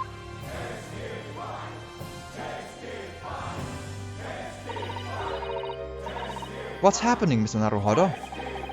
The spectators in the public gallery they're in a complete frenzy. Mr. Fairplay and Mr. And he didn't yell order when everyone was screaming testify. That's odd. My lord. You will take the stand again and make another formal testimony. And not lie this time, maybe. In reference to the indictment brought by the defense. Yes, my lord. I didn't come here for this. Dot. There's no time to think this through. There never is. We'll wing it. It's fine. Exclamation fine. All I can do is keep pushing forward. There we go. Let's do this. Refuting the accusation. We were the only two people up on that roof deck, dead or alive. But what about Dead or Alive 2? Or Dead or Alive 4? You know, the further on we go, there's more jiggle physics. Yes. Anyway. I can swear to that. If anything had happened where we were sitting, don't you think one or the other of us would have noticed? In any case, neither of us know the first thing about the victim. We had no reason to kill the man. The skylight was shut the entire time, I tell you. We couldn't possibly have opened it. If you're so sure the victim fell through the skylight, where's your proof? Do I just show the pool of blood on the floor, then? Because there's more blood on the floor than in the seat, anyway. I might just try that instead. I must say that on listening to this testimony, it is somewhat hard to imagine. Not at all, really. How either witness could have performed any malevolent act on this open rooftop deck without the other noticing forthwith. Yeah, they're in cahoots! Cahoots, I tell you! That's right, you see. We're innocent, I tell you. Although logically, of course, the argument falls down if the two of you were in collusion with another. Ha! There was collusion! Oh, damn. Cahoots and collusion. Yeah. Oh, boy. What? Eh? According to investigations by Scotland Yard,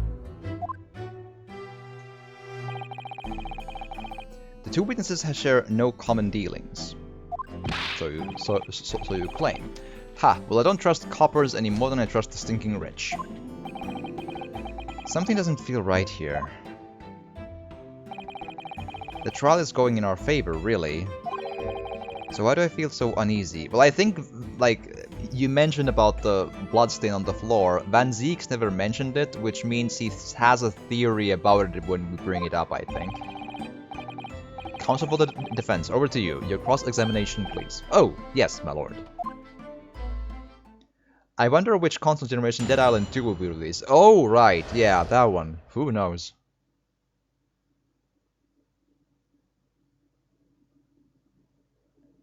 Dead Island, the game series which perpetually has really good trailers, and the trailers don't really, you know, they're simple yet okay games so far, you know.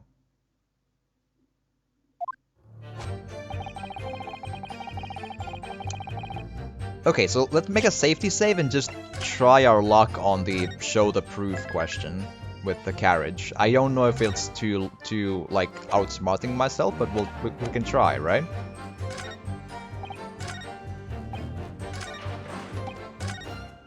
Here. So, like, you know, asking me for proof seems like a really big spot to just throw something. There's a blood stain on the floor that's bigger than on the floor, than on the seat. So I'm gonna. Objection. Okay, no, never mind. Alright.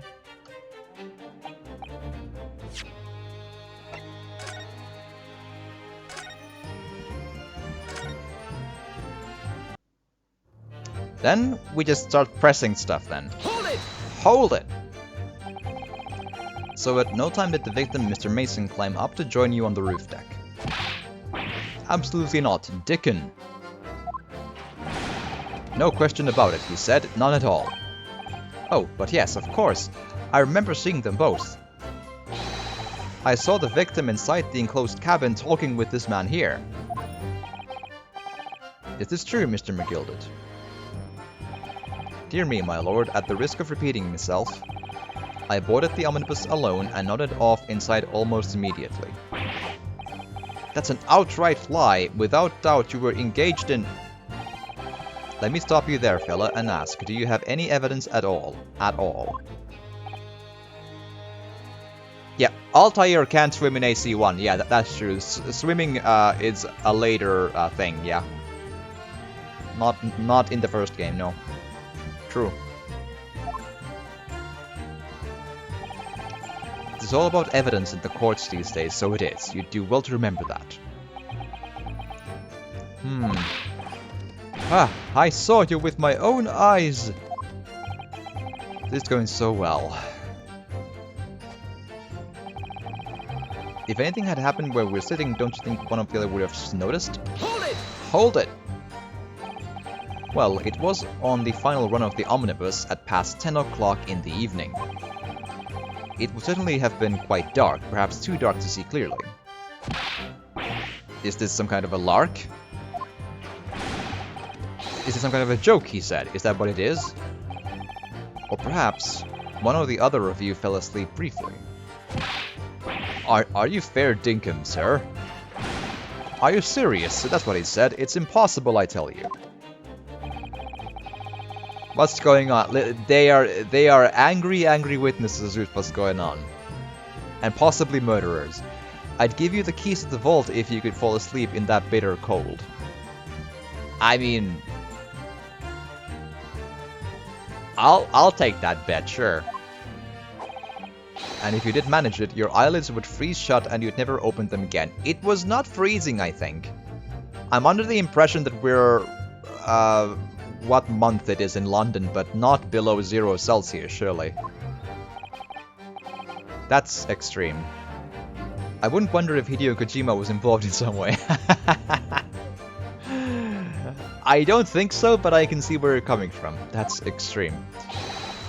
It was extreme, I tell you, and we had to put up with it because this man had locked the door. Any true gent would have unlocked it and let me in when I knocked. I'm dreadfully sorry about that, young fella. But you see, I was away with the fairies and I didn't hear you at all. That's a lie! I saw you through the glass, you were talking to someone. Now, that was a cold night, so it was. People do be seeing things that aren't real in the cold. It's hardly surprising.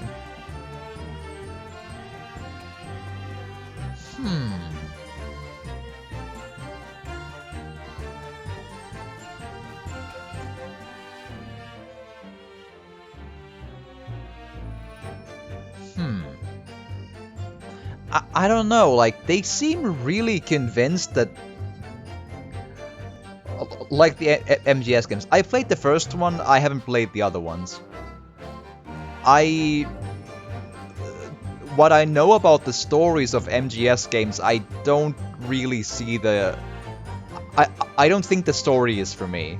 They seem a little, especially from MGS 4, especially there.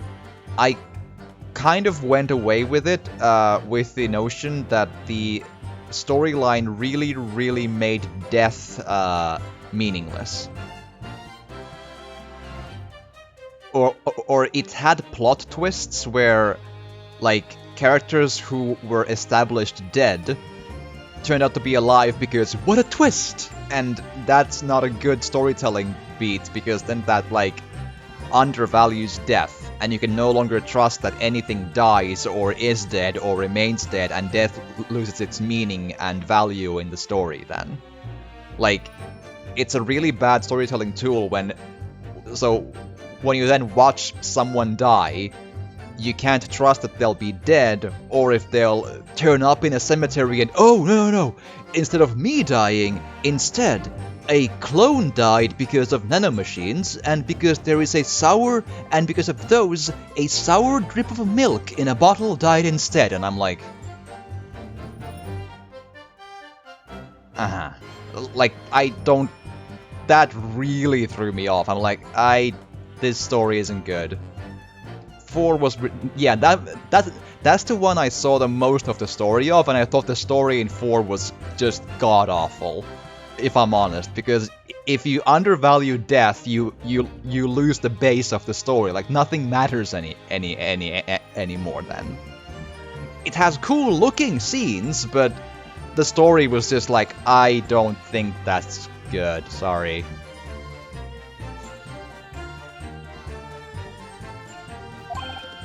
Seeing things.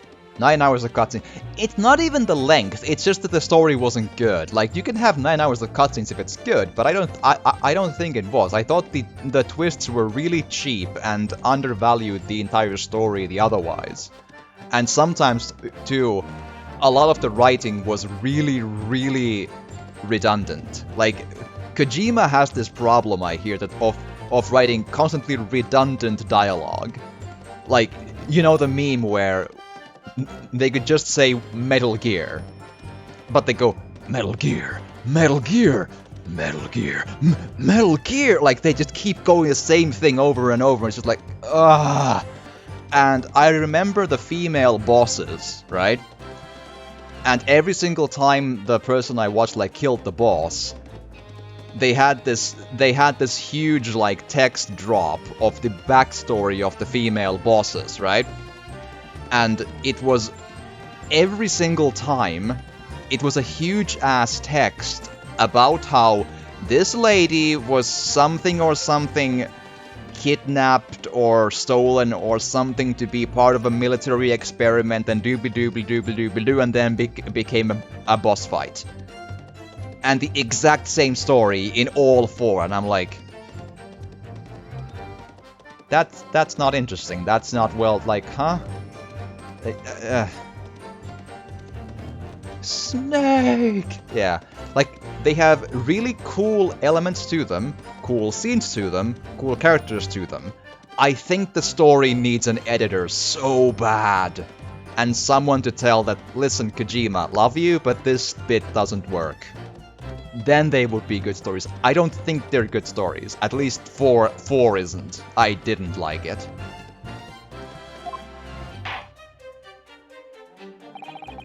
I believe we have reached an impasse here on this particular point. Yeah, it could have been executed better. If I remember correctly, the bosses also relied on the bosses from the previous MGS games. That could be.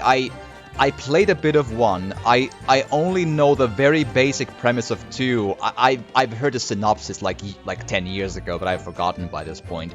I heard 3 was really good, and I know a few of the boss fights in 3. But like the one I really like saw a lot of the story was a 4, and I thought it was all just like that's nonsense and self-defeating. Like, the nonsense twists made the rest of the story events less important and less impactful. That's not a good thing. Don't take it personally now, lad. If I'm a suspect in this case, then it's only fair that you and the other fiend are too. Open and free competition is what a capitalist society is all about. This isn't a competition I should like to be involved in, really. Alright. In any case, neither of us know the first thing about the victim. He had no reason to kill the man. No, that's true, but you had reason to frame the Magilda dude. Hold it! Hold it! So, you had never met Mr. Thrice-Fired Mason before. Oh, lum, no, not once, never. He'd never met the man before, he said. Never. And you, Mr. First, had no prior dealings with the victim, either. That's right, sir. Hatters don't have much to do with brickmakers, to be perfectly honest, sir. No, I imagine not. You see, how many different ways can I put this? Neither of us have the remotest connection to the gentlemen who were inside the cabin, but there is a well now. Ha ha ha ha. I'm wondering why the hell did Kojima want to tantalize Old Snake. What the hell was... I have no clue. And what they do with that stuff is, you know... Kojima sometimes be a bit weird about that stuff too. Like... Even back then, those weird, like, photo posing modes about the bosses... Like... like... Why? How does that improve the story or the art product or anything? Like, why? It's pretty... I don't know. Like, I don't mind, like, you know, a cleavage or a butt or whatever, but it's...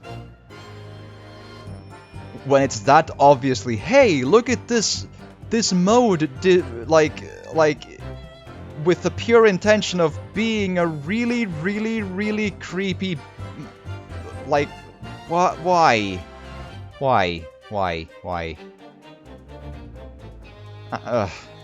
It. Excuse me. Mr. McGilded? Yes, Counsel, what can I be doing for you? Did the witness's last statement give you pause for thought somehow? Not the remotest connection? Is that right now, I wonder? What are you insinuating now? Ah, Mr. Fairplay. This has been too long, so it has. Huh? If I'm not very much mistaken, I believe that's fast approaching is not your repayment date. Huh, I beg your pardon? Haha, you borrowed 20 guineas from me, sir. At an unconscionable rate of interest, you tricked me, it's extortion. Well now, is that a touch of begrudgery, is it? The sort of begrudgery that might motivate a fella to pass his crimes off on another. Ah! And young Mr. First. Me, sir? What do you want with me, sir? You do be making hats for a living, do you not? That there top hat hiding about on your head, is that one your own creations, is it? Oh, well, I'm still just an apprentice, you understand. I'm learning to find the perfect fit for whatever fine gent walks through the door. The perfect fit, is it? Well, it is a very distinctive design, so it is. Many customers like it, I tell you. They like a distinctive touch. Customers. Such as Thrice-Fired Mason. Yeah, his hat does look very similar to that. Ah. There was a photographic print of the victim submitted as evidence of war, my lord. Oh, this you mean. I can't help thinking that the poor fella's hat looks distinctly familiar, wouldn't you say?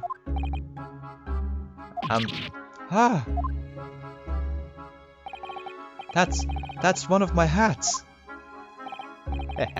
Aye, that it is. So it would seem the brickmaker was a customer of yours. The sort of customer, I'd wager, you could have had a wee quarrel with over the distinctiveness of the goods. Oh, no, sir, absolutely not, sir. Well, there's really nothing more to add. It wouldn't be right to say that the two fellas here haven't the remotest connection to the victim, you see.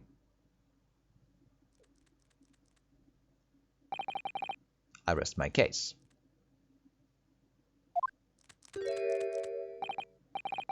You little weasel. Ah! He's better at this than I am. I mean, I didn't think about the hats, but the moment he mentioned it, I was like, yeah, they do look similar, so it could be, but I figured I would need more proof than just they look similar. But the motive for Fairbanks, or fair play, yeah, absolutely. Gosh, Mr. McGill has certainly been thorough in his research, hasn't he? Please, don't let me little interruption hold up the proceedings. Okie dokie.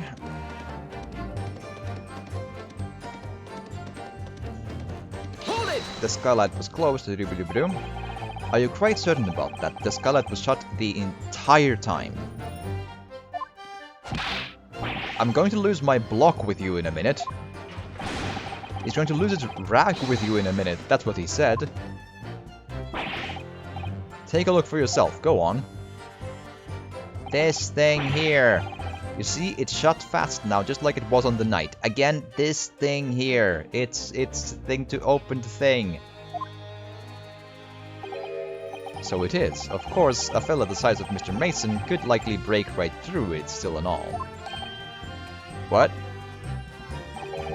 Just looking at the size of the thing, you understand. Ah, now you hold on there a minute, sir. The size of the thing means nothing. not on its own. Let's consider the bigger picture here, shall we? Let's stop biting our cane, shall we? I was riding the omnibus on another occasion when, well, I broke wind loudly. I shocked myself with it as it happens.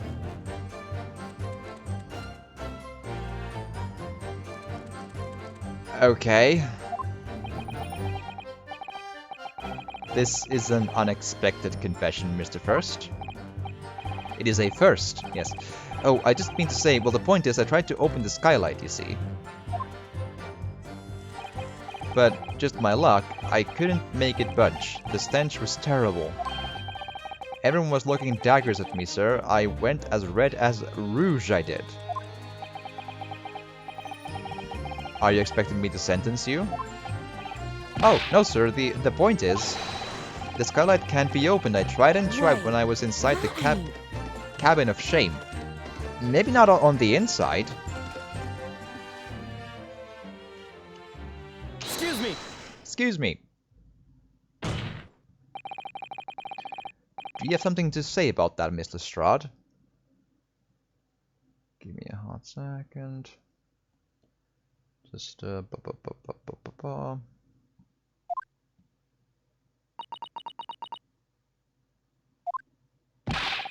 Miss Lestrade.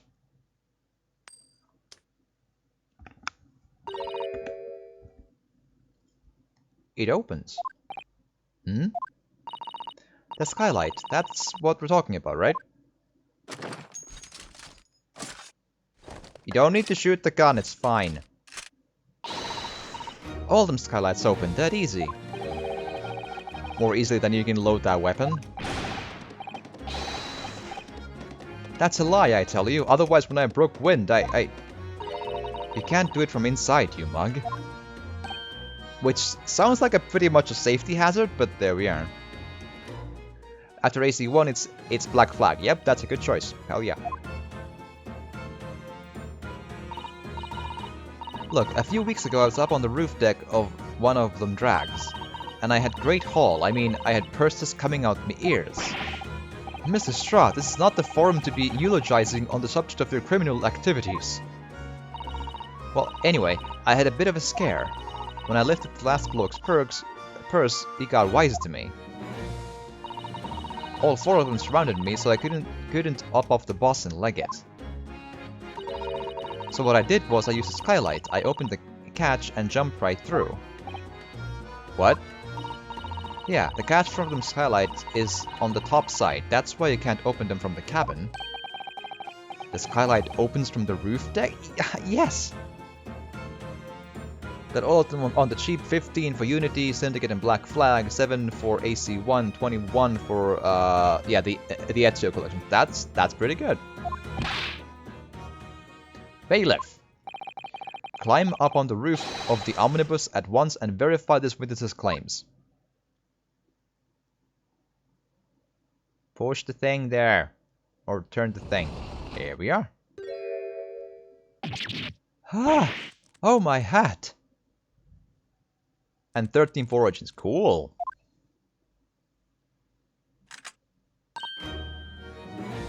See? And 5 for AC3.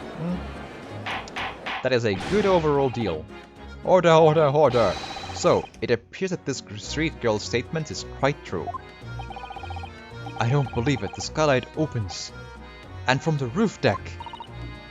Mr. Naruhara. This could be the clue we've been looking for.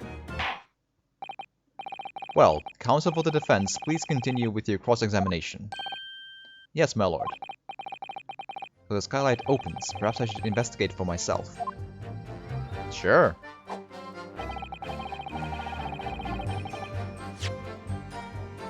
Let's see if it allows me to investigate a little more now.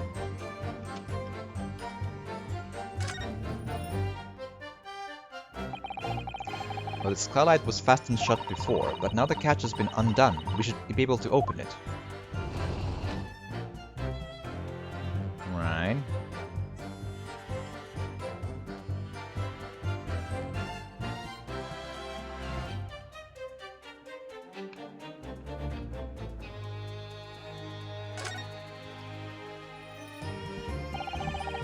You can certainly see inside the carriage through this opening, that's for sure. Yes, and there's a lamp in the enclosed cabin, so I'm sure the witness would have been able to see that quite clearly. That's not what I mean, my dude. That's the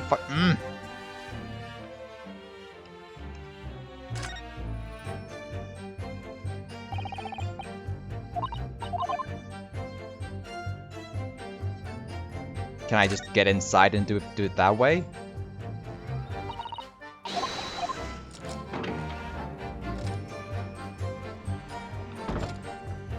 That.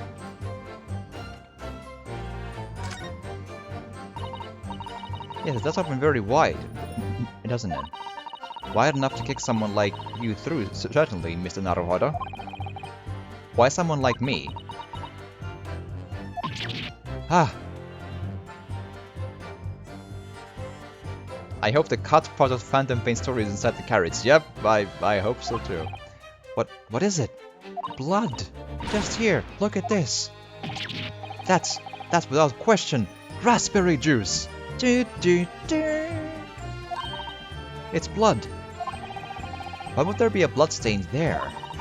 Surely, it can't be unrelated to the case, can it? There's a bloodstain visible on the frame of the skylight when it's open. Boom. There.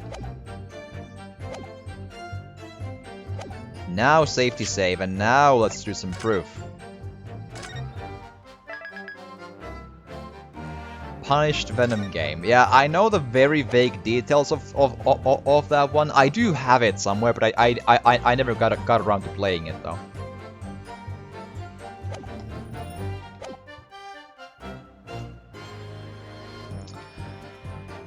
Alright.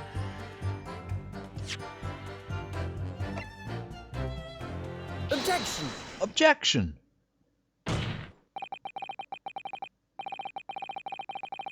On the night in question, the victim was fatally stabbed in the stomach, and immediately afterwards the victim's body was pushed through the skylight into the cabin below. Those are the facts, and the irrefutable proof remains clearly visible in the omnibus that stands before us today in this very courtroom. Huh? That's utter humbug! You can't possibly have any evidence. No, you can't. I mean, we didn't do it, I tell you. It's impossible. Irrefutable proof here in this courtroom. Counsel, my lord. I believe everyone would appreciate a little clarification here, Where exactly within the omnibus is this evidence which you allude? We'll point out what it is that proves the victim fell from the roof deck through the skylight.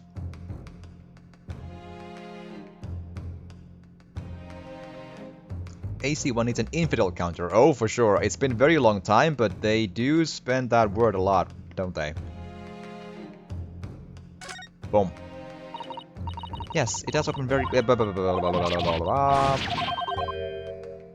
forgot. ARF to present. Got it! Got it! By Jupiter, is that... Blood? Or even Blood 2, the sequel? It's an old PC game.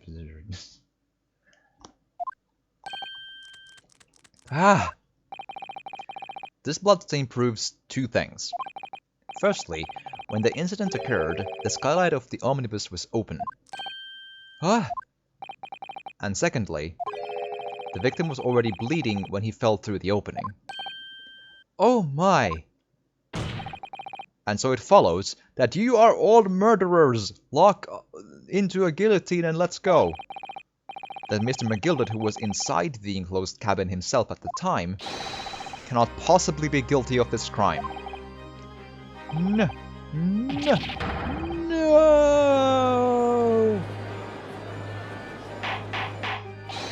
Order! Order! Order! Hold it! But... Has his hold it been voiced before? I think he said hold it before, but it hasn't been voiced. That's interesting. But the blood could have sprayed up there when the fellow was stabbed inside the cabin. Oh, yeah, no. Sorry. A blood spray can be forceful, don't get me wrong, but it would be everywhere else as well then. And only found its way to that one particular spot on the skylight, sure, and that would be very convenient. Ah. And let's keep it in mind that the skylight catch can only be unfastened from the roof deck. Handsome Jack the Ripper is behind this. Yep, probably. Could be. Has motive, that's for sure. I myself would have been able to open it now, would I? Wouldn't have been, yeah. But, listen, you're too butt-focused. You need to look at the entire body. That's the gentlemanly way. The Lancaster Bush shirt, yeah.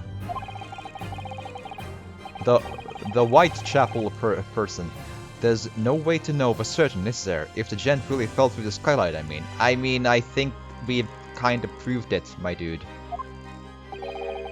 Why don't you have a good look at the floor on the cabin between the two seats, Mr. First?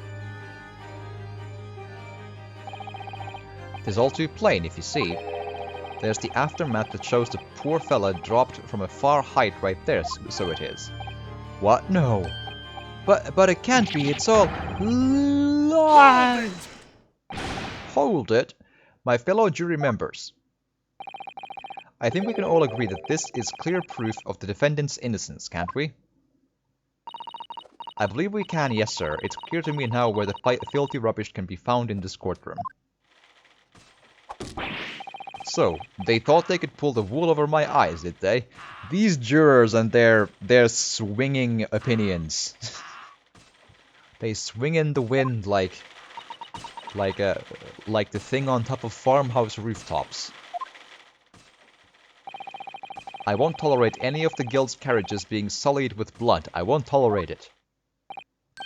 Oh, I always knew that nice gentleman who gave us that delightful park couldn't have done such a thing. Oh boy. On 3 then. Everyone, 1, 2, 3. Objection! Objection!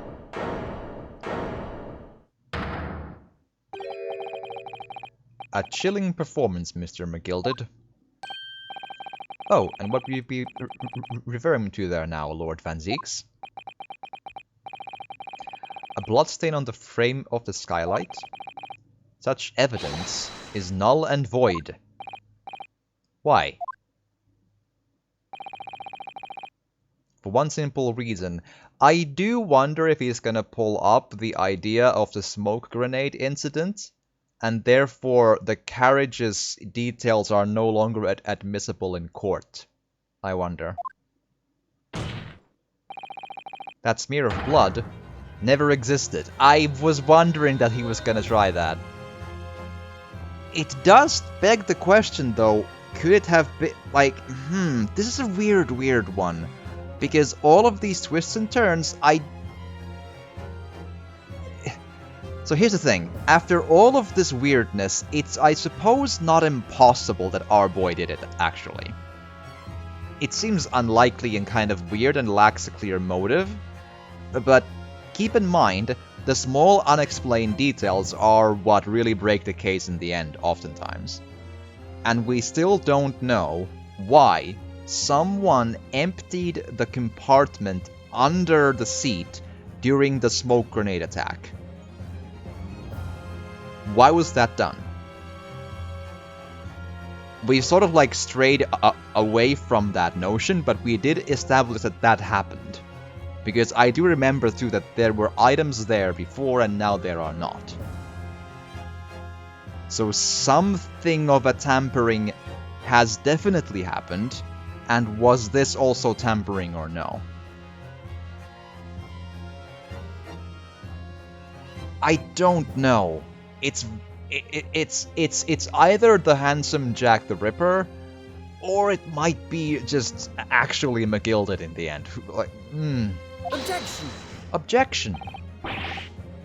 With a very elaborate ploy. What are you talking about? It's there for all to see, and it's clearly blood. Objection! Objection!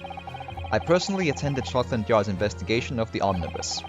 The officers involved went over the carriage with a fine-tooth comb. so I can state with absolute surety no such smear of blood existed in the carriage. At least not until this trial began. But are you suggesting, Lord Van Zieks, that this stain of blood was more twists? Oh, this is a lot of twists, hell yeah. Fabricated, my lord, yes. And while this court has been in session. What? So far, I don't have reason to think that Van Zieks would be lying. We've had some crooked prosecutors in the Ace Attorney games usually, but the typical way that the prosecutor arc goes is that they may start morally gray, but I don't think, apart from Manfred von Karma, they don't actually fabricate evidence or blatantly deny reality in the evidence. Franziska came kind of close in that she fabricated an eyewitness statement. Sort of.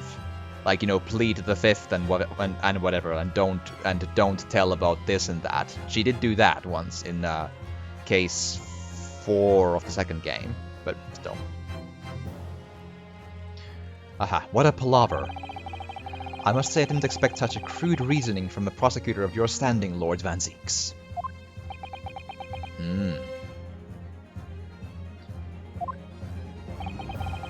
But I'm Magnus McGilded, a fella known all over the capital for his fine contributions to public life. He could be the murderer, I'm just wondering why would he bother? Like, what's the motive? Because there...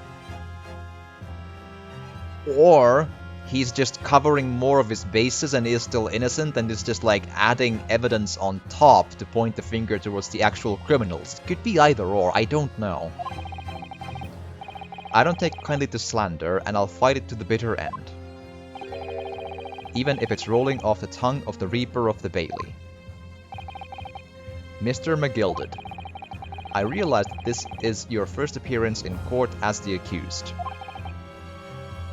However, I am well aware of your involvement behind the scenes in a great many affairs of dubious nature. You're very adept when it comes to avoiding getting your own hands dirty. And each time it happens that case you're involved in is investigated, you adapt the facts. Adapt the facts? What does that even mean? When you wield a fortune the size of Mr. McGilded's, however ill-gotten it may be, nothing is impossible. Tampering with evidence, manipulating the scene of a crime, bribing witnesses. Unfortunately, that is kind of true, yeah. Even in the real world. I toast your ability to concord the most convenient of stories, sir.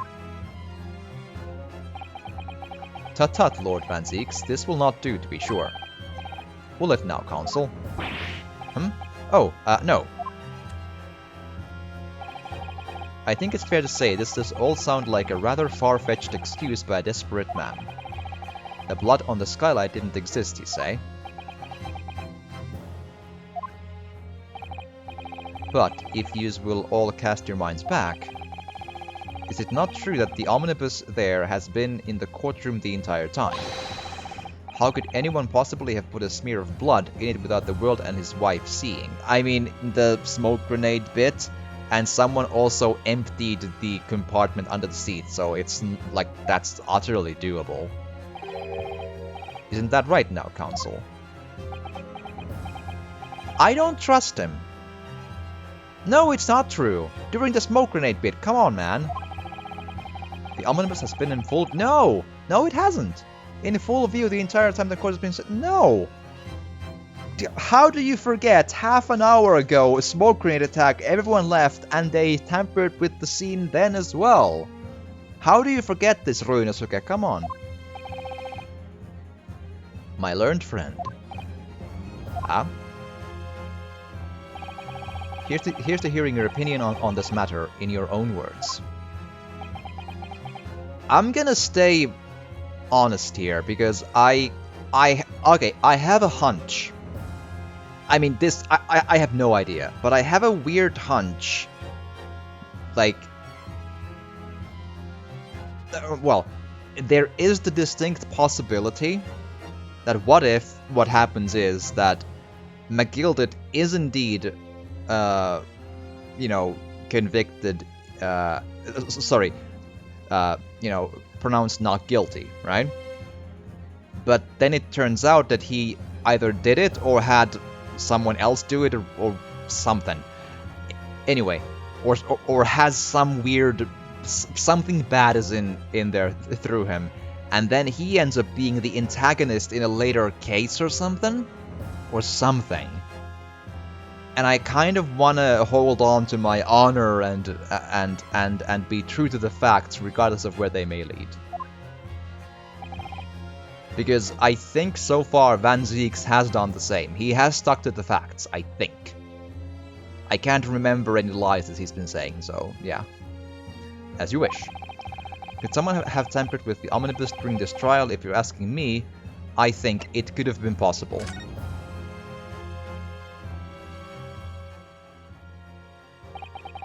As a defense lawyer, it's my job to advocate for the defendant as best as I can. But I don't like the situation, and I'm not a big fan of lying here. But still, I feel as though there's something even more important at stake here. My honor! And I'm carrying the sword of, and the soul of Bandana Boy. Yes. For Bandana Boy, let's go! There is no evidence to suggest that the defendant did as my learned friend suggests. However, in terms of having the opportunity to carry out the alleged tampering, there is one possibility. Oh. Good gracious. Explain yourself, counsel.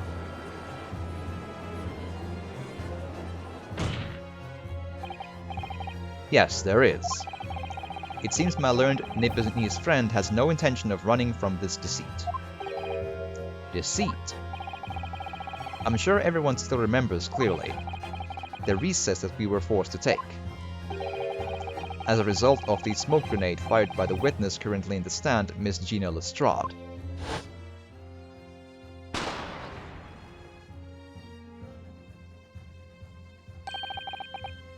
There we are. What's going on? Be careful, Naruhodo. Cover your face. Bailiff, don't let the accused escape. Secure the omnibus. I hereby call an emergency recess. Bailiff, ensure the defendant is in custody and clear the courtroom. The courtroom was filled with smoke, and everyone was thrown into confusion. All of us were made to leave this chamber. In that brief interval, under the veil of smoke and in all the chaos, it could have been possible to steal inside the omnibus. I mean, someone took the items from the bench. Yeah.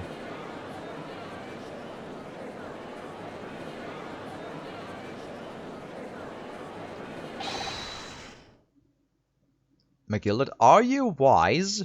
I believe I usually roll a wisdom of like, I don't know, 9 in D&D, so out of 16, so you know, average? What are you trying to pull, you rotten, feckless gouger? Feckless gouger? You're supposed to be defending me. This is a wicked plot. A plot to undermine me, so it is. Objection! Objection! Whatever you think this is, it changes nothing. The facts are the same. After this courtroom was evacuated earlier as a result of the smoke grenade, a number of inconsistencies materialized in relation to the omnibus. Inconsistencies such as, well, the stuff under the seat for one. To start with, the storage compartment underneath the rear passenger seat, yes. That is completely trueness, yes.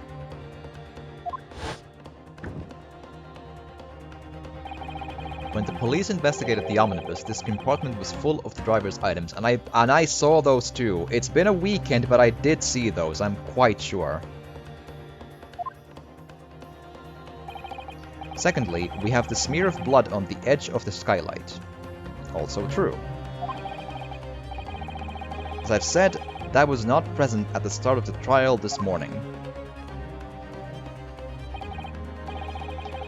Unfortunately, Lord Van Zieks, no one is able to corroborate your claims. I can corroborate the stuff under the seat, though. Because as long as Van Zieks is on the truth, I'm actually gonna, you know, pursue the truth with him. Just like Phoenix and Edgeworth, you know?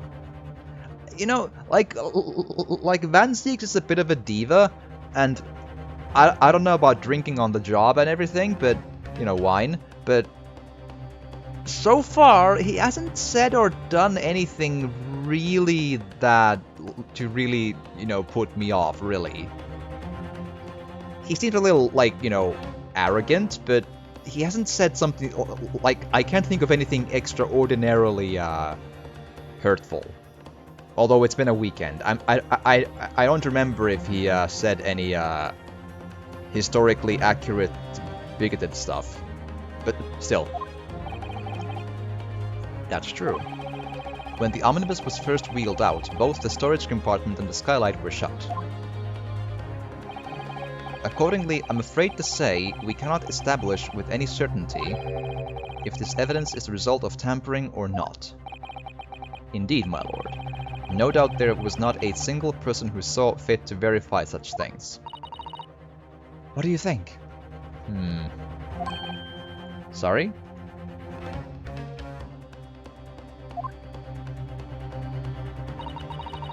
About the omnibus. Is there anything else unusual about the omnibus? Oh boy. Whoa. Now you're putting a weird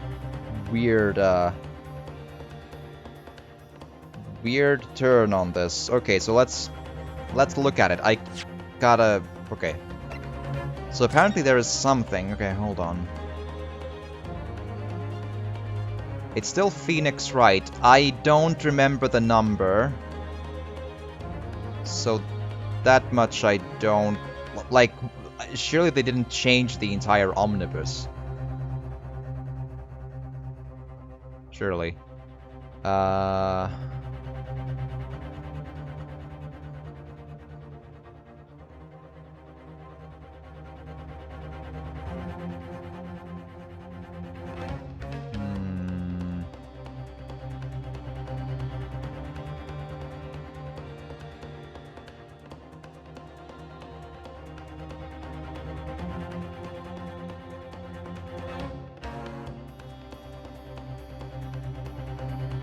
If there was something else missing, I don't think I noticed. Let's get inside one more time and just have a look at the details.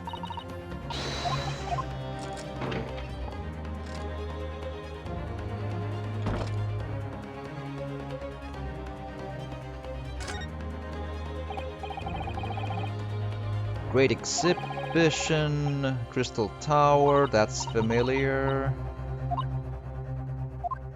Okay, yeah, that's the same, yeah.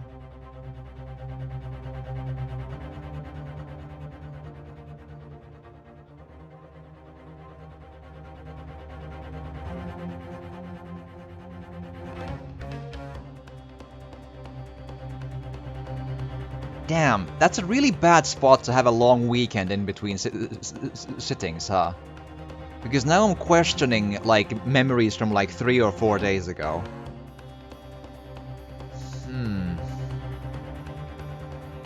Because I'm wondering how Van Zieks never mentioned the bloodstain on the floor. And Ryunosuke made a point of mentioning that. Is the bloodstain on the floor also new?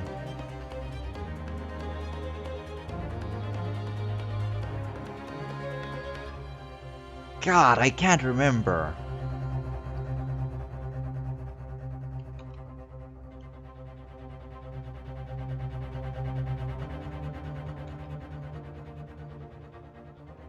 Ketchup, yeah.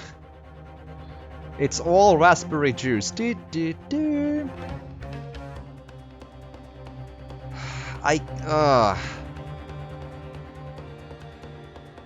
damn.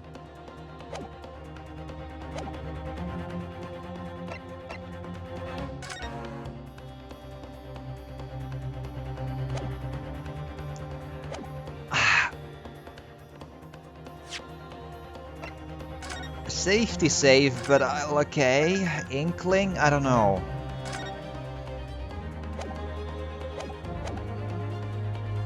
Man, I don't remember if the bloodstain on the floor was there or not, because it's been like 3 days at least, and such details, it's been way too, Also, I like the Baker Street reference right there. I think that's a Sherlock Holmes reference. There is a Baker Street in London, but not the actual address of Sherlock doesn't exist, I think. My lord? Yes, counsel. There is one further inconsistency. A mark that surely could not have been present at the start of the trial. What? What in the devil's name are you going to say now? If you dare to betray me, little maggot, you'd better start watching your... Objection! Silence, McGilded. The court awaits the defense's clarification. Grr. This trial keeps swinging one way and then the other. I have no idea what's the truth and what's deception. What am I supposed to believe here? Shall I have to ask you to elaborate, counsel? Or I shall have to. Where exactly is the alleged mark that you claim appeared at some point during the trial? I'm gonna guess the floor, I think.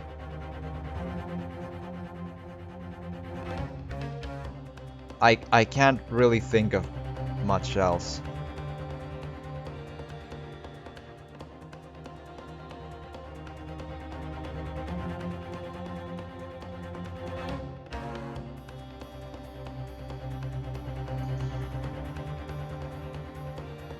Wait, what is that? That right there. Was that there before?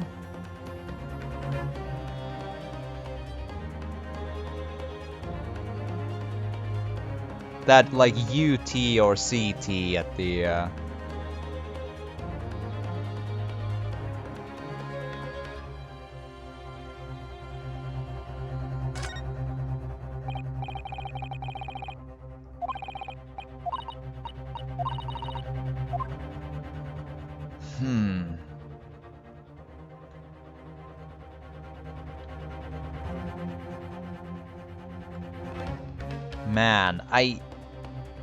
Man, I feel so dumb because this is the kind of stuff I should I'm learning I should probably not keep bits of the case in between weekends because I would really love to be a little more fresh on my memory details now. Okay, so it's probably gonna be either the floor bloodstain or the weird mark on the poster on the wall. That's my best two guesses, I think.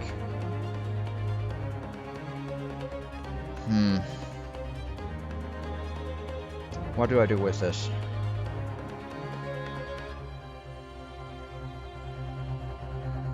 My gut says floor.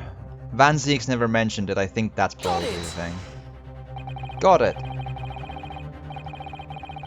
If we consider that the victim fell through the skylight onto the floor of the cabin, you would certainly expect to find signs of blood where he landed. But as far as I recall, this bloodstain on the cabin floor was not there when the omnibus was first pointed at the courtroom. Oh, wow. Jesus. Oh. That's probably really obvious for anyone watching this on YouTube later, but I had 3 or 4 days, I think, in between these two sections. I had so hard forgotten the details of, like, what the hell is inside that. Oh, boy. And I was pretty tired when I examined it the first time around, too. Whew. Jesus. Good lord.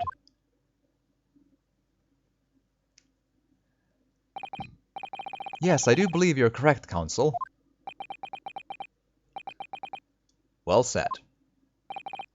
Although, as advocate for the defense, one might say that was a very careless slip of the tongue.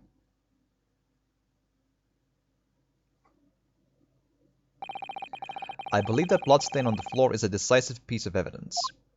But if the question is whether that evidence is genuine or whether it was unlawfully fabricated by someone, I feel compelled to admit that there is at least a possibility that the evidence is fake.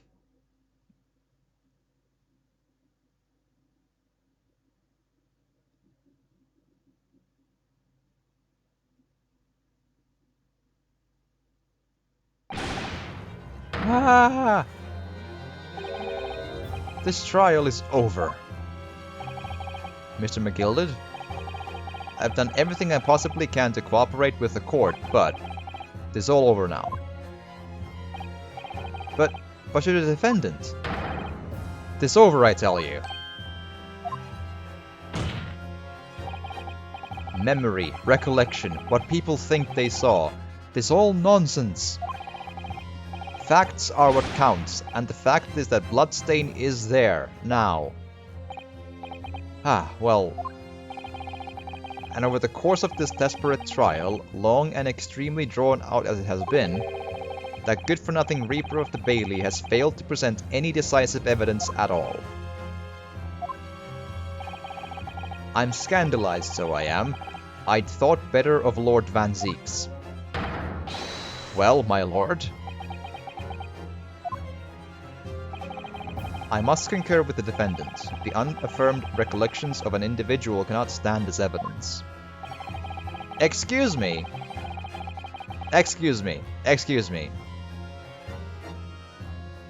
Just a moment, Santa Claus. How many defendants have you sentenced to death based only on witness testimony? Because I kind of think you've probably done a few hundred. Because I believe the way we started was especially with decisive witness evidence, yes? And now you'll say that that stuff is recollection that can't be used as evidence. Santa? Santa, I think you need to just have a vacation until Christmas. Maybe that's for the best now. Yes.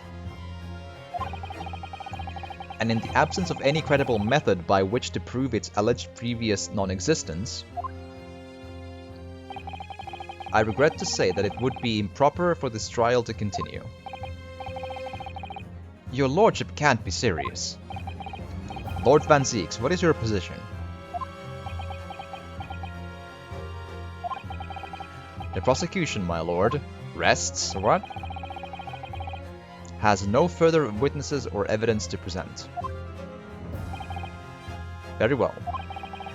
In that case, as I believe we have explored every possible avenue in this matter, I shall proceed to my adjudication. As a formality, I'm of course obliged to confirm with the defense first. What formality? As things stand at the moment, it would seem, what, mistrial? Or, hold on, doesn't there need to be a consensus of all of them not guilty, yes? Wait, so... Wasn't the jury supposed to be unanimous into a direction before the judge can do a conviction of guilty, not guilty? When did the judge get to decide guilty, not guilty? That... Yes. Which would mean we've won. Is that really the right outcome here? Is it really alright for the trial to come to an end now with all these unexplained inconsistencies? Counsel for the defense, your closing statement, please. We plead guilty! Yes, my lord. The defense believes... Okay... I'm gonna stick with could be guilty. I have a weird feeling we're gonna have the bromance of the century with Lord Van Zieks here.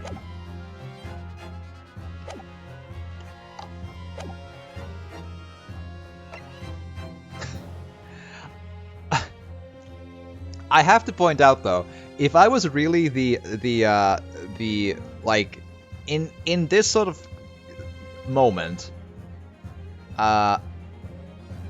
my sense of justice of the justice system, let's say, of the law, of what's right and wrong in the world of the law, I would personally, in the real world, answer that we maintain the defendant is innocent.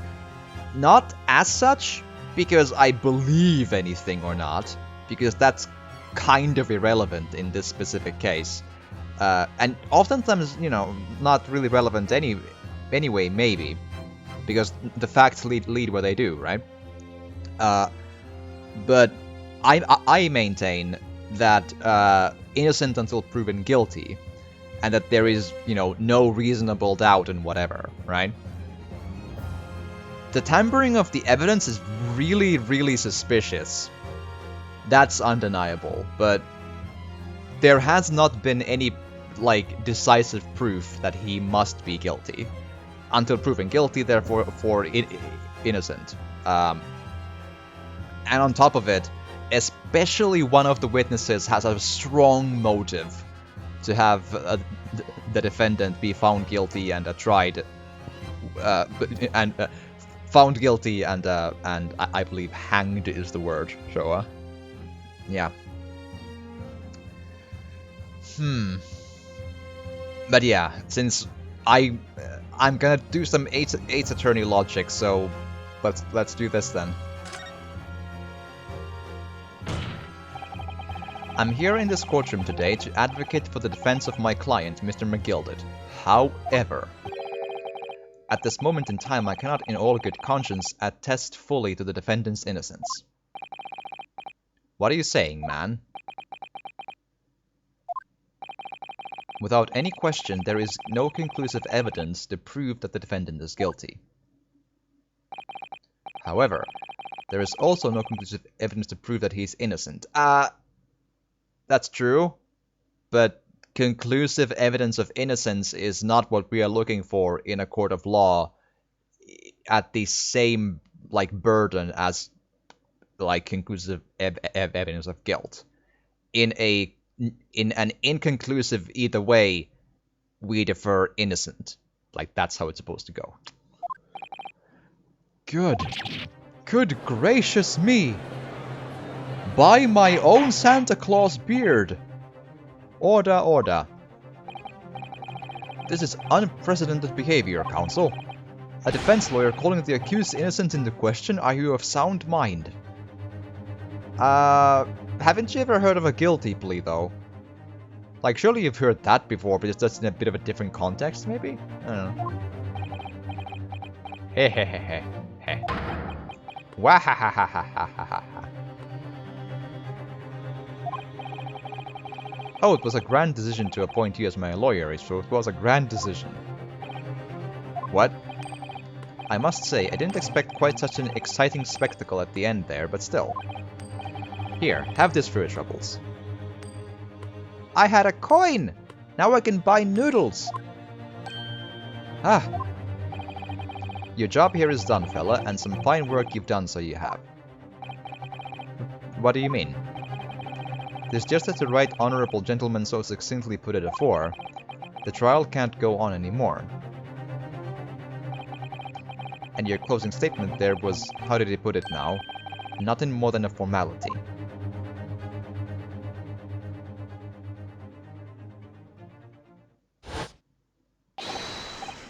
Wahahahahahahaha. Even though the jury is pleading guilty, so you know. I really don't know what to make of all of this. Was the evidence we've seen genuine, or was it fake? His lordship would be fuming. Any unsightly rubbish should be disposed of promptly, as I said. The stinking rich are always guilty of something. You, mark my words. I feel terribly ashamed that I ever doubted that lovely man who gave us the lovely part. You still have the black guilty thing behind you, lady, just saying. Now that proceedings have unfolded in this way, I'm compelled to declare a premature end to this trial. Furthermore, the court must accept the defendant's plea.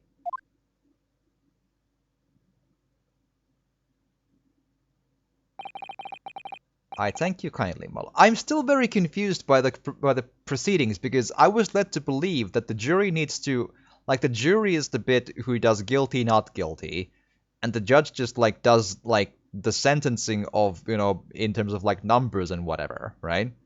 Like, years or death penalty or whatever. I mean, it does stand to reason that the judge can call a mistrial and whatever. I'm not saying about that, but if he gets a not guilty verdict, then that shouldn't be the judge's job in this system, yes? I am a touch confused here. Have to admit.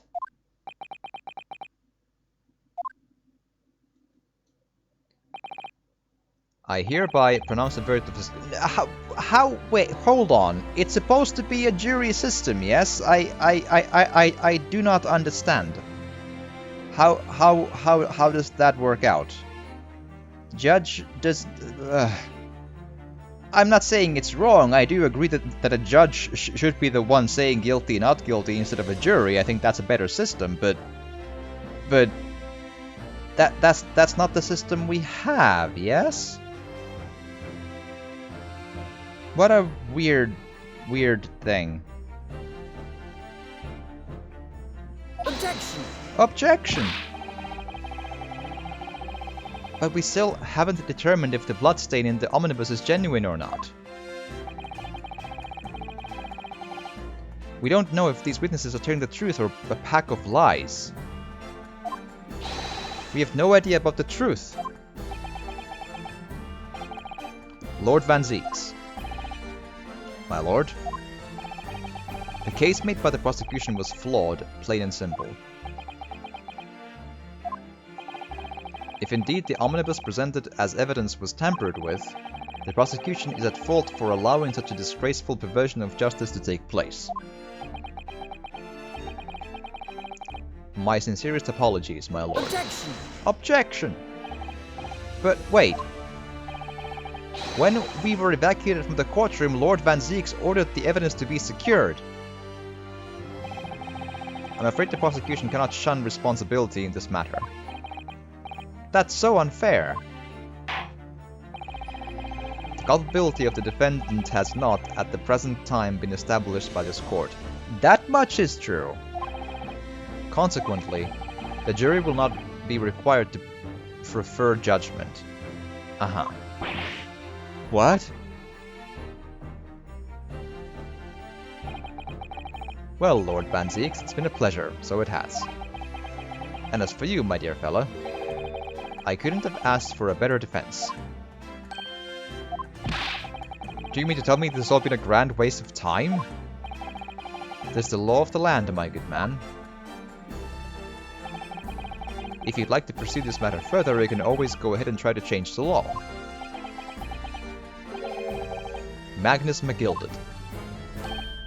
Good grief, you've more to say to me, have you? Just one thing. A warning. This is far from over. Well, something to be looking forward to then. Ah ha ha ha. I hereby pronounce the defendant, Mr. McGilded, not guilty.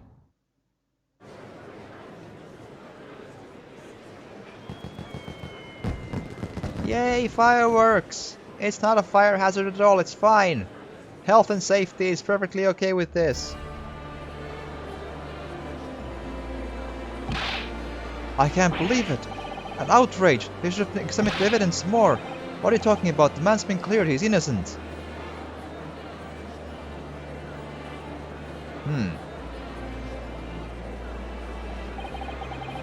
With the courtroom in pandemonium for the second time that day, the judge delivered his verdict. And my first ever trial in Great Britain came to an abrupt end. With the defendant being found not guilty, ostensibly a victory for us. That's an interesting twist. I would have loved to know the exact details of what happened, though I believe we will get to know them in a later case then, but still. 18th of February, 5:14 p.m., the Old Bailey Defendant's Antechamber. Like, I think there's precedence for this. that the case is not quite resolved in one case, but it's not very common though.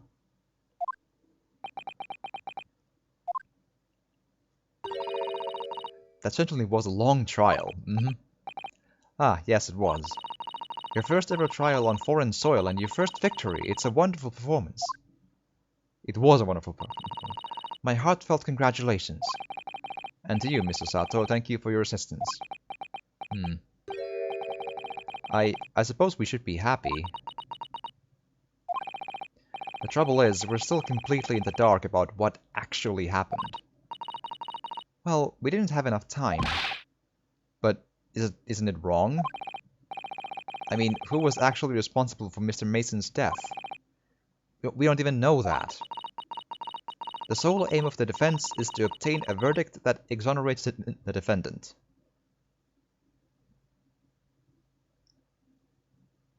Not necessarily. We can plead guilty or make a deal or you know, argue for a light sentence or whatever. You carried out your duty to perfection. Aye, that you did. Mr. McGill did. Ah, and that girl is with him too. Well, it seems the stories are true. Oh, what stories? About the 6 enormous fireworks they do be letting off when there's a verdict of not guilty. I'm sure you must have seen them now. Spectacular, wouldn't you say? Yes, definitely. I'd heard it was a sight to behold, and to be sure it was. And I was you to thank, I suppose, for having an opportunity to see it. Ah ha ha ha. Oh, I don't know about that. I'm not sure I really did anything. What on earth are you saying, fella? How did I walk out of there a free man, then? I don't think it was so much thanks to me as down to your planning. You're a straight-talking fella, aren't you? I must say you had me astray in the head there once or twice. But you're young and headstrong, ha ha ha, and there's some water under the bridge. Congratulations, Mr. McGillard, on having your name cleared. But nothing's resolved. There's only one thing that matters to me. Oh. Aye. They've all seen that I didn't do that odious and absonant deed. 'Tis grand, is it not? I suppose it is. Now the fine fellows of Scotland Yard can take matters in hand and sort out any wee details. They'll see it for what it is. They'll get to the truth. I have absolute faith in them, so I have, after all. I do be providing a good number of their wages with all the taxes I pay. Ha ha ha ha. It's not that funny. So then. As we agreed aforehead, 1,000 guineas for your troubles, fella. Oh, no, I couldn't possibly accept that much. Arab Bewist, you're a humble people, are you? You from the East. Well, if you insist. But have this, still and all. You deserve a reward. Mr. Magnus McGilded.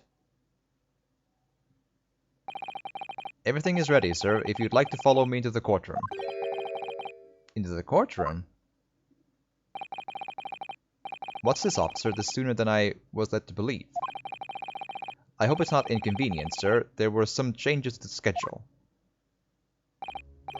Well, I must be making tracks now. This time for the inspection. Sorry? What inspection? They're going to examine the omnibus again, so I'm told. I asked if I could be present for it myself. They're going to examine it again? Now? Naturally, I'm under no obligation to take part in any more of this matter now.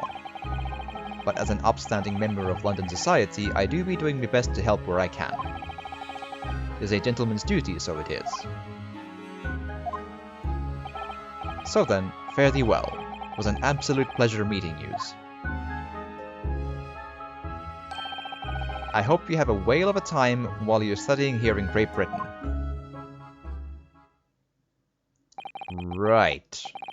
And there he goes, a free man. Oh, I forgot she was here too.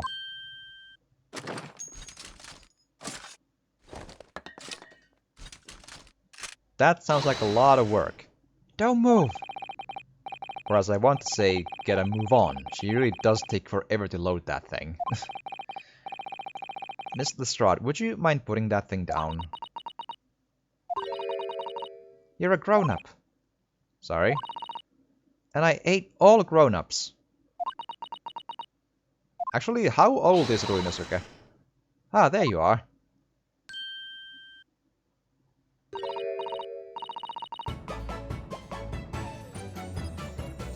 Naughty, naughty, running off like that. Is this some kind of picnic? Who's the little girl now? Taking that with you as well. I was looking forward to the trial run of my experimental smoke grenade launcher. Ha! Oh, do you want to play? You won't beat me. Grrr. Excuse me, but who are you? Oh, good day to you. I'm, well, the inventor, I suppose, of that machine. The inventor. Well, normal smoke grenades are so dull, so don't you agree? White, white, and more white. If you have to be shrouded in smoke, it could at least be a pretty color, I thought to myself. Do we have to be shrouded in smoke, though, at all? I just took my eyes off it for one moment whilst I was changing onto a different omnibus, and she pinched it. Luckily, I fitted it with a telegraphic beacon. In 1890. What's what? I have no idea what this girl's talking about.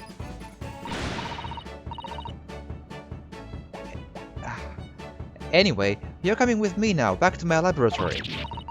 What for? To apologize, of course, silly, to my technician. What? You mean, say sorry? You must say sorry when you've done something wrong. Surely an adult has told you that before. An adult? I don't listen to no adults. Come along then, follow me. Fine, have it your way. Oh, good. You'll see. I knew you'd want to do the right thing in the end. I'm fairly sure that was what you want, is not to get shot by that massive gun of yours.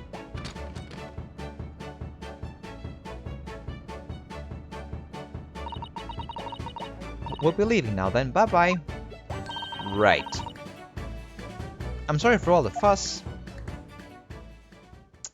Uh-huh. She was a lively one. Colorful characters indeed. Well, do you think perhaps we ought to be on our way now too?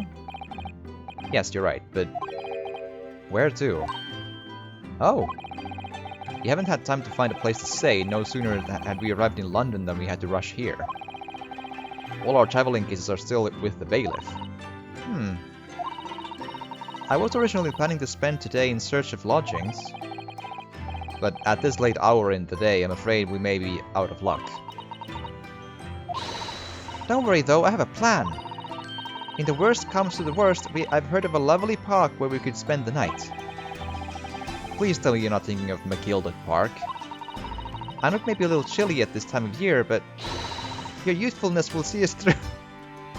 You're so young you'll not be cold, that's how it works, yeah. I'm not so sure about that. I think a midwinter London night will freeze a young person solid just as easily as an elderly one. Oh dear, that doesn't sound agreeable. Now I'm starting to regret turning Mr. McGilded down. That 1,000 guineas would have paid for a lovely warm room or mansion.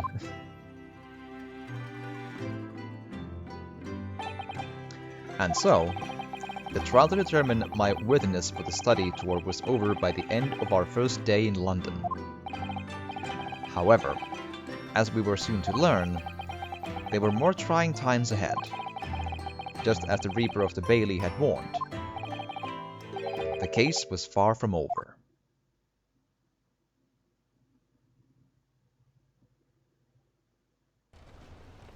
Ooh.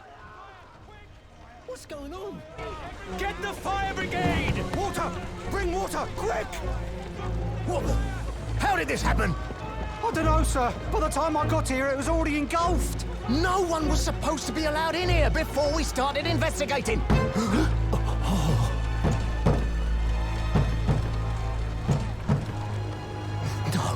Oh, good God. There's someone in there. Oh, Santa Claus, be careful!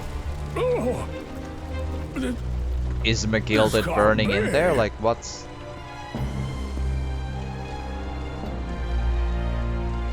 Oh, I didn't catch the scar on the middle of his eyes, or in between his eyes, rather. And damn.